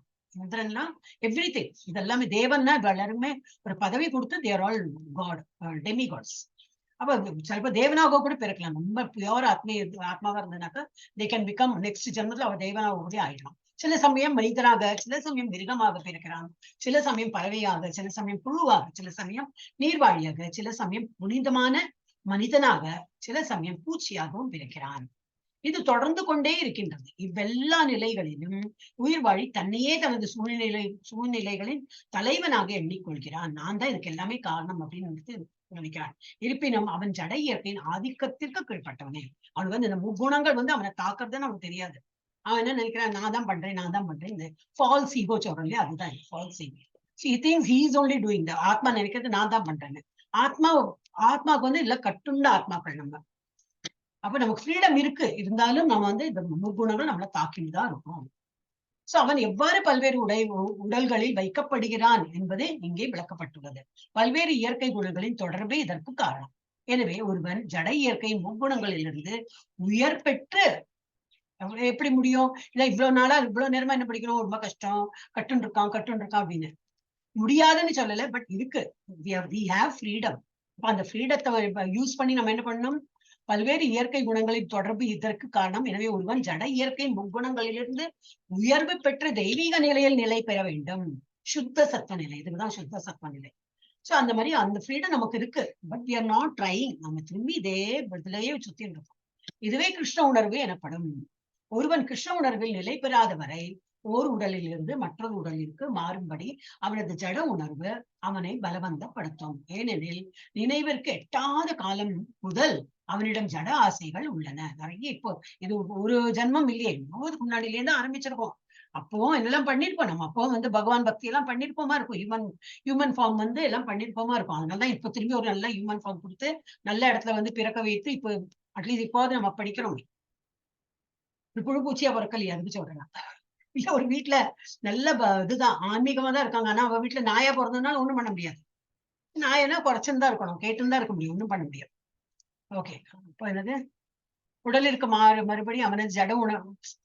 ஒருவன் கிருஷ்ண உணர்வில் நிலை பெறாத வரை ஒரு உடலில் இருந்து மற்றொரு உடலிற்கு மாறும்படி அவனது ஜட உணர்வு அவனை பலவந்தப்படுத்தும். ஏனெனில் நினைவிற்கு எட்டாத காலம் முதல் அவனிடம் ஜட ஆசைகள் உள்ளன. ஆனால் அத்தகைய விருப்பங்களை அவன் மாற்றிக்கொள்ளுதல் அவசியம். அதிகாரபூர்வமான மூலத்திடமிருந்து கேட்பதன் மூலம் மட்டுமே அந்த மாற்றம் சாத்தியமாகும். அதிகாரபூர்வமான மூலம்னா என்னது? யாரு? அந்த ஆன்மீக குரு பரம்பரையா வர அந்த மாதிரி ஆன்மீக குரு அந்த மூலத்திலிருந்து நம்ம படித்து இதெல்லாம் வந்து நம்ம கேட்பதன் மூலம் மட்டுமே அந்த மாற்றம் சாத்தியமாகும். அர்ஜுனன் இங்கே மிக சிறந்த உதாரணமாக விளங்குகின்றான். யார்கிட்ட இருந்து கேட்டிருக்கார்? பகவான் அவருக்கு சாட்சாத் பகவானை கூட இருந்ததுனால பகவானை வந்து வழிகாட்டியிருக்கார். நமக்கு அந்த மாதிரி லக்கு கிடையாது. சோ நமக்கு வந்து ஆன்மீக குரு யார் இருக்காங்களோ அவங்க கிட்ட கேட்டு படிக்கலாம். சோ கேட்டல் எனும் இந்த வழிமுறையிடம் உயிர் வாழி தன்னை ஒப்படைத்தல். ஃபர்ஸ்ட் என்னது? காதால கேட்கணும். அதே மாதிரி நிறைய ஆன்மீக விஷயங்கள்லாம் கேட்கணும். ஃபர்ஸ்ட் காதால கேட்டோம்னாக்கா அப்புறம் நாம வாயால சொல்லி ஸ்மரணம் பண்ணி அந்த மாதிரி அதான் 9 ப்ராசஸ் சொல்லியிருக்கோமே. அது போல கேட்டல் எனும் இந்த வழிமுறையிடம் உயிர் வாழி தன்னை ஒப்படைத்தால் ஜட இயற்கையின் மீது ஆதிக்கம் செலுத்துவதற்கான தனது நீண்ட கால விருப்பத்தினை அவன் இழக்க முடியும். அப்பதான் காதால நல்ல விஷயங்கள்லாம் கேட்டு பண்ணும்போது இருந்து இந்த பந்தம், இந்த பௌதிக ஆசைகள்லாம் அவனை வந்து முள்ள விட்டு போயிடும். என்னது கேட்கணும்? அப்போ கேட்டல்னா என்னது? ஆன்மீக விஷயங்களை கேட்கணும். ஆதிக்கம் செலுத்துவதற்கான தனது நீண்ட கால விருப்பத்தினை குறைப்பதற்கு தகுந்தாற்போல் அவன் படிப்படியாக ஆன்மீக ஆனந்தத்தையும் அனுபவிக்க தொடங்குவான். இப்ப இது குறையணும்னா நம்ம தராஸ் மாதிரி தான். இந்த ஆன்மீகத்துல வந்து இது ஆன்மீகம்னா ஆன்மீகத்துல வந்து நல்லா ஸ்ட்ராங்கா அந்த தராசு கீழே போனோம்னா என்னது? பௌதிகம் வந்து லைட் ஆயிட்டே போகணும். இப்போ பௌதிக விஷயங்களுக்கு இம்பார்ட்டன்ஸ் கொடுக்காம அந்த நேரம் எல்லாம் நம்ம ஜப்பா, நேரம் கிடைக்கும் போதெல்லாம் ஜப்பா, நேரம் கிடைக்கும் போதெல்லாம் கிளாஸ் அட்டெண்ட் பண்றோம், நேரம் கிடைக்குமா என்னத்தையோ பகவான் ஏதோ சொற்பொழிவு கேட்கிறோம், திரும்பி நம்ம வந்து விருத்தி பண்ணிக்கிறோம். அந்த மாதிரி பண்ணும்போது என்னது? ஜட ஆசைகள்லாம் நமக்கு விட்டு போயிடும். சோ அந்த மாதிரி பண்ணும்போது என்னது? ஆன்மீகத்துல வந்து முன்னேறிடுறாங்க. தகுந்தாற்போல் அவன் படிப்படியாக ஆன்மீக ஆனந்தத்தையும் அனுபவிக்க தொடங்குவான். பரமபுருஷ பகவானின் தொடர்பில் அறிவை பெறும்போது அதற்கு தகுந்தாற்போல் ஒருவன் நித்தியமான ஆனந்தமான வாழ்வை அனுபவிக்கின்றான் என்று ஒரு வேத மந்திரத்தில் கூறப்பட்டுள்ளது. எஸ், யார் படிச்சப்போ? ராஜேஸ்வரி மாதா தான். சாந்தி மாதா படி. ஹரே கிருஷ்ண மாதாஜி. உபத்ரஷ்டானுமந்தா ச பர்த்தா போக்தா மகேஸ்வரஹ परमात्मेदि साप्युक्तो देहे अस्मिन् पुरुषपरः உபத்ரஷ்டா மேற்பார்வை செய்பவர், அனுமந்தா அனுமதிப்பவர், ச மேலும், பர்தா தலைவர், போக்தா பரம அனுபவிப்பாளர், மகா ஈஸ்வரக பரம புருஷர், பரமாத்மா இதி கூட, ச மேலும், அபி உண்மையில், யுக்தக கூறப்படுகின்றார், தேகே உடலில், அஸ்மின் இந்த, புருஷக அனுபவிப்பாளர், பரக தெய்வீகமான, இருப்பினும் இவ்வுடலில் மற்றொருவரும் இருக்கின்றார், அவர் தெய்வீக அனுபவிப்பாளர், அவரே இறைவன், பரம உரிமையாளர், மேற்பார்வையிட்டு அனுமதி வழங்குபவரும் பரமாத்மா என்று அறியப்படுபவரும் அவரே. பொருளுரை. ஜீவாத்மாவுடன் எப்போதும் வீற்றிருக்கும் பரமாத்மா பரமபுருஷரின் பிரதிநிதி என்று இங்கே குறிப்பிடப்பட்டுள்ளது. அவர் சாதாரண உயிர்வாழி அல்ல. ஒருமை தத்துவவாதிகள் உடலை அறிபவன் ஒருவனே என்று கருதுவதால் பரமாத்மாவிற்கும் ஜீவாத்மாவிற்கும் வேறுபாடு இல்லை என்று நினைக்கின்றனர். இதனை தெளிவுபடுத்தும்படி ஒவ்வொரு உடலிலும் பரமாத்மாவின் உருவில் பிரதிநிதியாக வீற்றிருப்பது தாமே என்று இறைவன் கூறுகின்றார். அவர் ஜீவாத்மாவிலிருந்து வேறுபட்டவர், பர தெய்வீகமானவர் என்று அறியப்படுகின்றார். ஜீவாத்மா ஒரு குறிப்பிட்ட களத்தின் செயல்களை அனுபவிக்கின்றான். ஆனால் பரமாத்மா எல்லைக்கு உட்பட்ட அனுபவிப்பாளராகவோ உடலின் செயல்களில் பங்கு கொள்பவராகவோ வீற்றிருப்பதில்லை. மாறாக அவர் சாட்சியாகவும் மேற்பார்வை செய்பவராகவும் அனுமதிப்பவராகவும் பரம அனுபவிப்பாளராகவும் வீற்றுள்ளார். அவரது பெயர் பரமாத்மா, ஆத்மா அல்ல. மேலும் அவர் தெய்வீகமானவர். ஆத்மாவும் பரமாத்மாவும் வெவ்வேறு நபர்கள் என்பது முற்றிலும் தெளிவானதாகும். பரமாத்மாவின் கரங்களும் கால்களும் எங்கும் பரவியுள்ளன. ஆனால் ஜீவாத்மாவோ அப்படிப்பட்டவன் அல்ல. மேலும் பரமாத்மாவே முழுமுதற் கடவுள் என்பதால் ஜட இன்பத்தை விரும்பும் ஜீவாத்மாவின் ஆசைகளை அனுமதிப்பதற்காக அவர் உள்ளேயே வீற்றுள்ளார். பரமாத்மாவின் அனுமதியின்றி ஜீவாத்மாவினால் எதுவும் செய்ய முடியாது. ஜீவாத்மா புக்த காக்கப்படுபவன் என்றும் பகவான் போக்தா காப்பவர் என்றும் அறியப்படுகின்றனர். எண்ணிலடங்காத உயிர்வாழிகள் உள்ளனர். அவர் ஒரு நண்பனை போன்று அவர்களில் வசிக்கிறார். உண்மை என்னவெனில் ஒவ்வொரு தனிப்பட்ட உயிர்வாழியும் பரமபுருஷரின் நித்தியமான அம்சம். அவர்கள் இருவரும் மிகவும் நெருங்கிய நண்பர்களும் கூட. ஆனால் பகவானுடைய ஆணையை மறுப்பதற்கும் இயற்கையை ஆதிக்கம் செலுத்தும் முயற்சியுடன் சுதந்திரமாக செயல்படுவதற்குமான இயல்பு உயிர்வாழியிடம் உள்ளது. அத்தகைய இயல்பு அவனிடம் இருப்பதால் அவன் பரமபுருஷரின் நடுத்தர சக்தி என்று அறியப்படுகிறான். உயிர்வாழி ஜட சக்தியிலும் இடம்பெற முடியும், ஆன்மீக சக்தியிலும் இடம்பெற முடியும். ஜட சக்தியினால் அவன் கட்டுப்படுத்தப்பட்டிருக்கும் வரை அவனுடைய நண்பனாக பரமாத்மாவின் வடிவில் முழுமுதற் கடவுள் அவனுடன் வசிக்கின்றார். அவனை மீண்டும் ஆன்மீக சக்தியிடம் கொண்டு செல்வதே அவரது குறிக்கோள். ஆன்மீக சக்தியிடம் அவனை மீண்டும் அழைத்து செல்வதில் இறைவன் எப்போதும் விருப்பத்துடன் உள்ளார். ஆனால் தன்னிடம் உள்ள சிறு சுதந்திரத்தின் காரணத்தினால் ஆன்மீக ஒளியின் உறவை தனிப்பட்ட உயிர்வாழி தொடர்ந்து புறக்கணித்து வருகின்றான். சுதந்திரத்தின் இந்த தவறான உபயோகமே கட்டுண்ட இயல்பில் அவனது ஜட துன்பதற்கு காரணமாகும். எனவே இறைவன் உள்ளும் புறமும் இருந்து அவனுக்கு எப்போதும் அறிவுரை கொடுக்கிறார். பகவத்கீதையில் கூறப்பட்டுள்ள அறிவுரைகள் அவரால் புறத்திலிருந்து கொடுக்கப்படுபவை. ஜட தளத்தில் செய்யப்படும் செயல்கள் உண்மையான இன்பத்திற்கு உதவிகரமாக அமையாது என்பதை அவனுக்கு உணர்த்த அவர் உள்ளிருந்தபடியும் முயல்கின்றார். அவற்றை துறந்து உனது நம்பிக்கையை என்னிடம் திருப்புவாயாக, நீ மகிழ்ச்சியுடன் இருப்பாய் என்று அவர் கூறுகின்றார். இவ்வாறு பரமாத்மா அல்லது பரமபுருஷ பகவானின் மீது தனது நம்பிக்கையை வைக்கும் புத்திசாலி மனிதன் அறிவு நிரம்பிய நித்திய வாழ்வின் ஆனந்தத்தினை நோக்கி முன்னேற தொடங்குகின்றான். ஹரே கிருஷ்ண மாதாஜி. என்ன கொடுத்துருக்கு? இருப்பினும் இவ்வுடலில் மற்றொருவரும் இருக்கார். யாரு? பரமாத்மா தான். இது வந்து இப்ப இத்தனை நேரம் நம்ம ஆத்மா ஆத்மான்னு சொல்லியிருந்தோம். ஆனா பரமாத்மாவும் இருக்கார். என்ன சாட்சியா இருக்கார்? அவரோட சாங்ஷனோட தான் எல்லாம் நடக்கிறது. இஸ் ஆல்சோ வாட்சிங். என்ன பண்றோம் எல்லாத்தையும் பார்த்துட்டு தான் இருக்காரு. ஆனா அவர் ஸ்டாப் பண்ண மாட்டார், எல்லாத்தையும் சாங்ஷன் பண்ணுவார். ஏன் தப்பு நினைச்சா சொல்லலாமே அப்படின்னா, நமக்கு தெரிஞ்சிருந்தானே தப்பு பண்றோம், தெரியாதுக்கு பண்றது கிடையாது.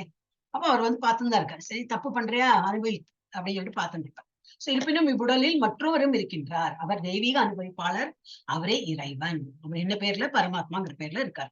பரம உரிமையாளர், மேற்பார்வையிட்டு அனுமதி வழங்குபவரும் அவரே தான். பரமாத்மா என்று அறியப்படுபவரும் அவரே. அப்புறம் ஜீவாத்மாவுடன் எப்பொழுதும் வீற்றிருக்கும் பரமாத்மா பரமபுருஷனின் பிரதிநிதி என்று இங்கே குறிப்பிடப்பட்டுள்ளது. பகவானுடைய ஒரு பிரதிநிதி தான் பரமாத்மா ரூபத்துல இருக்கார். அவர் சாதாரண உயிர்வாழி அல்ல, ஒருமை தத்துவ அவர் சாதாரண உயிர்வாழி அல்ல, ஒருமை தத்துவவாதிகளில் உடலை அறிபவன் ஒருவனே. என்னடா உரிமை தத்துவவாதியான இது அத்வைத்திக் பிரின்சிபல் வந்து உடலை அறிபவன் ஒருவனே என்று கருதுவதால் பரமாத்மாவிற்கும் ஜீவாத்மாவிற்கும் வேறுபாடு இல்லை. நம்ம அதை பத்தி படிக்கிறது இல்லை, நம்ம அதை பத்தி பார்க்கவே வேண்டாம். அவங்களாம் அந்த மாதிரி நினைக்கிறார்கள். இதனை தெளிவுபடுத்தும்படி ஒவ்வொரு உடலிலும் பரமாத்மாவின் உருவில் பிரதிநிதியாக வீற்றிருக்கும் தாமே என்று இறைவன் கூறுகின்றார். நானே இருக்கேன் அதுல, நீங்களும் இருக்கீங்க. ஆத்மாவா நீங்களும் இருக்கீங்க, நானும் இருக்கேன் பரமாத்மாவா. அவர் ஜீவாத்மாவிலிருந்து வேறுபட்டவர், பர தெய்வீகமானவர் என்று அறியப்படுகின்றார். ஜீவாத்மா ஒரு குறிப்பிட்ட களத்தின் செயல்களை அனுபவிக்கின்றார். இந்த களம், இந்த பாடியோட களத்தை வந்து அவன் வந்து அனுபவிச்சிருக்கான். ஆனா பரமாத்மா எல்லைக்கு உட்பட்ட அனுபவிப்பாளராகவோ உடலின் செயல்களின் பங்கு கொள்பவராகவோ வீற்றிருப்பதில்லை. ஆனால் பரமாத்மா எல்லைக்குட்பட்ட நமக்கு வந்து இந்த ஒரு பாடி, ஒரு எல்லை தான் இருக்கு. we are limited only to this body. அதுலதான் வந்து ஆதிக்கம் செலுத்த முடியும். அதுலதான் நம்ம வந்து இந்த உணர்வுகள் எல்லாம், இது வந்து நம்மளோட ஆக்ஷன் எல்லாமே concern only with this body. ஆனா அவரோட அப்படி கிடையாது. there is no limitation. ஆனால் பரமாத்மா எல்லைக்குட்பட்ட அனுபவிப்பாளராகவோ உடலின் செயல்களின் பங்கு கொள்பவராகவோ வீற்றிருப்பதில்லை. பங்கும் கொள்ள மாட்டார். அவர் ஒரு ஆக்ஷனுக்கு அவர் ரெஸ்பான்சிபிலிட்டி கிடையாது. மாறாக அவர் சாட்சியாகவும் மேற்பார்வை செய்பவராகவும் அனுமதி வழங்குபவராகவும் தான் இருக்கார். பரம அனுபவிப்பாளராகவும் வீற்றுள்ளார். அவரது பெயர் பரமாத்மா, ஆத்மா அல்ல. மேலும் அவர் தெய்வீகமானவர். ஆத்மாவும் பரமாத்மாவும் வெவ்வேறு நபர்கள் என்பது முற்றிலும் தெளிவானதாகும். இதுல வந்து கிளியர் ஆயிடுது, ஆத்மா வேற பரமாத்மா வேற. பரமாத்மாவின் கரங்களும் கால்களும் எங்கும் பரவி உள்ளன. ஆனால் ஜீவாத்மாவே அப்படிப்பட்டவன் அல்ல. மேலும் பரமாத்மாவே முழுமுதற் கடவுள் என்பதால் ஜட இன்பத்தை விரும்பும் ஜீவாத்மாவின் ஆசைகளை அனுமதிப்பதற்காகவே அவர் உள்ளேயே விட்டுள்ளார். பரமாத்மாவின் அனுமதியின்றி ஜீவாத்மாவினால் எதுவும் செய்ய முடியாது. Just sanction and also as a witness. என்ன பண்ணாலும் அவருக்கு தெரியும் நம்ம என்ன பண்றோம். ஜீவாத்மா ஜீவாத்மா என்னது, நம்ம புக்தனா அனுபவிக்கிறோம். புக்த காக்கப்படுபவன். நம்ம we are being protected. அவர் எப்படி அவர் ப்ரொடெக்ட் பண்றார். என்றும் பகவான் போக்தா. அவர் வந்து போக்தா இஸ் அனதர் வேர்ட் ஃபார் அனுபவிப்பாளர். இங்க காப்பர் கொடுத்திருக்க, அவர் வந்து அனுபவிப்பாளர் என்றும் அறியப்படுகின்றனர். எண்ணில் அடங்காத உயிர்வாழிகள் உள்ளனர். அவர் ஒரு நண்பனை போன்று அவர்களில் வசிக்கின்றார். எல்லா உயிர்வாழிகளிலும் அவர் வந்து இதுல இருக்கார், ஆட்ல உட்கார்ந்து இருக்கார். உண்மை என்னவெனில் ஒவ்வொரு தனிப்பட்ட உயிர்வாழியின் பரமபுருஷரின் நித்தியமான அம்சம். உண்மை என்னவெனில் ஒவ்வொரு தனிப்பட்ட உயிர்வாழியும் பரமபுருஷரின் நித்தியமான அம்சம் தான். நம்ம வந்து சொன்னேன், நம்மளும் வந்து அதே இதுதான், நம்மகிட்ட அதே குவாலிட்டி தான் இருக்கும். ஒன்லி இதுதான் கம்மியா இருக்கும். குவான்டிட்டி வைஸ் நம்மளோட ரொம்ப கம்மியா இருக்கும், அவர் வந்து நிறைய இருக்கும். ஆனா நம்ம எல்லாருமே சச்சித் ஆனந்தா. நம்ம வந்து சத்தியம்தான். நம்மளும் வந்து இட்டர்னல். நமக்கும் ஒரு அழிவு கிடையாது, நமக்கு பிறப்பு இதெல்லாம் கிடையாது. பகவான் என்ன, அவர் வந்து ஆனந்தம்னா நம்ம சோலும் என்னது, நாம ஆல்வேஸ் இது ஆனந்தமயமா தான் இருக்கும் அது. ஆனா என்னது, நம்ம வந்து உடலை வச்சுட்டு அதை திருப்தி படுத்துறது இல்லைன்னு சொல்லிட்டு அது வந்து சோகமா போறது. ஓகே. உண்மை என்னவெனில் ஒவ்வொரு தனிப்பட்ட உயிர்வாழியும் பரமபுருஷரின் நித்தியமான அம்சம். அவர்கள் இருவரும் மிகவும் நெருங்கிய நண்பர்களும் கூட. அதான் 2 பேர்ட்ஸ் காட்டுவான் இதுல, பிபிடில காட்டலாம். அதுல இருக்கு ஒரு கிளையில வந்து 2 பேர்டு. பரமாத்மா சும்மா இருக்கும், ஜீவாத்மா படப்படான்னு அதை ரக்கையை அடிச்சுருக்கோம். ஏன்னா ரொம்ப ஆக்டிவ் தான். நம்ம தான் ஜீவாத்மா. இதையும் படிக்கணும், அது பண்ணும். இதுக்கு இருக்கும் போதே காது வேற எங்கேயோ இன்னொரு கான்சென்ட்ரேஷன் போகும், கண்ணு வேற எங்கேயோ பார்க்கும். எல்லாமே ஒரு பயங்கரமா அது வந்து நம்ம வந்து துருன்னு இருக்கும் ஜீவாத்மா. ஆனா பரமாத்மா எல்லாம் இப்படி போது பார்த்துட்டு இருக்கோம், ஒண்ணும் சொல்லாது. ஆனா சாங்ஷன் பண்ணும், எல்லாம் பண்ணிக்கும், என்னோட மேற்பார்வையில நடக்கிறது அப்படின்னு. பரமபுருஷன் நித்தியமான அம்சம். அவர்கள் இருவரும் மிகவும் நெருங்கிய நண்பர்களும் கூட. ஆனால் பகவானுடைய ஆணையை மறுப்பதற்கும் இயற்கையை ஆதிக்கம் செலுத்தும் முயற்சியுடன் சுதந்திரமாக செயல்படுவதற்குமான இயல்பு உயிர்வாழிடம் உள்ளது. இயற்கை ஆதிக்கம் செலுத்தும் முயற்சியுடன் சுதந்திரமாக செயல்படுதான். ஃப்ரீடமும் இருக்கு, கரெக்டான பாதையில போட்டுக்குள்ள ஃப்ரீடம் இருக்கு. இந்த முக்குணங்கள் தாக்கும் இருந்தாலும் நமக்கு வந்து ஒரு ஃப்ரீடமும் இருக்கு, செயல்படுவதற்கு அந்த இயல்பும் உயிர்வாழிடம் இருக்கு. அத்தகைய இயல்பு அவனிடம் இருப்பதால் அவன் பரமபுருஷரின் நடுத்தர சக்தி என்று அழைக்கப்படுகின்றான். அந்த மாதிரி குவாலிட்டி இருக்கனாதான் மார்ஜினல் பொட்டன்சி. அது வந்து நடுத்தர சக்தி, இங்கிலீஷ்ல வந்து மார்ஜினல் பொட்டன்சி சொல்லுவாங்க. உயிர்வாழி ஜடசக்தியிலும் இடம்பெற முடியும். இடம்பெற முடியும். அது என்னது? ஜடசக்தி தாழ்ந்த நிலை. ஆன்மீக சக்தியிலும் இடம்பெற முடியும், உயர்ந்த நிலை. அது ஜடசக்தியினால் அவன் கட்டுப்படுத்தப்பட்டிருக்கும் வரை அவனுடைய நண்பனான பரமாத்மாவின் வடிவில் முழுமுதற் கடவுள் அவனுடன் வசிக்கின்றார். அவனை மீண்டும் ஆன்மீக சக்தியிடம் கொண்டு செல்வதே அவரது குறிக்கோள். ஆன்மீக சக்தியிடம் அவனை மீண்டும் அழைத்து செல்வதில் இறைவன் இப்பொழுதும் விருப்பத்துடன் உள்ளார். ஆனால் தன்னிடமுள்ள சிறு சுதந்திரத்தின் காரணத்தினால் ஆன்மீக ஒளியின் உறவை தனிப்பட்ட உயிர்வாழி தொடர்ந்து புறக்கணித்து வருகின்றான்.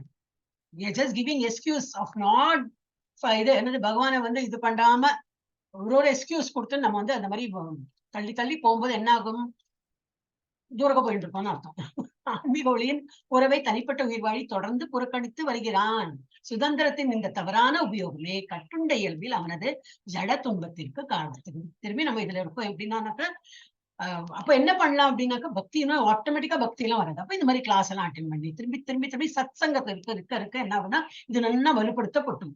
இந்த நம்ம இப்ப என்னெல்லாம் பண்ணிட்டு இருக்கோமோ இன்னும் நல்லா வலுப்படும்.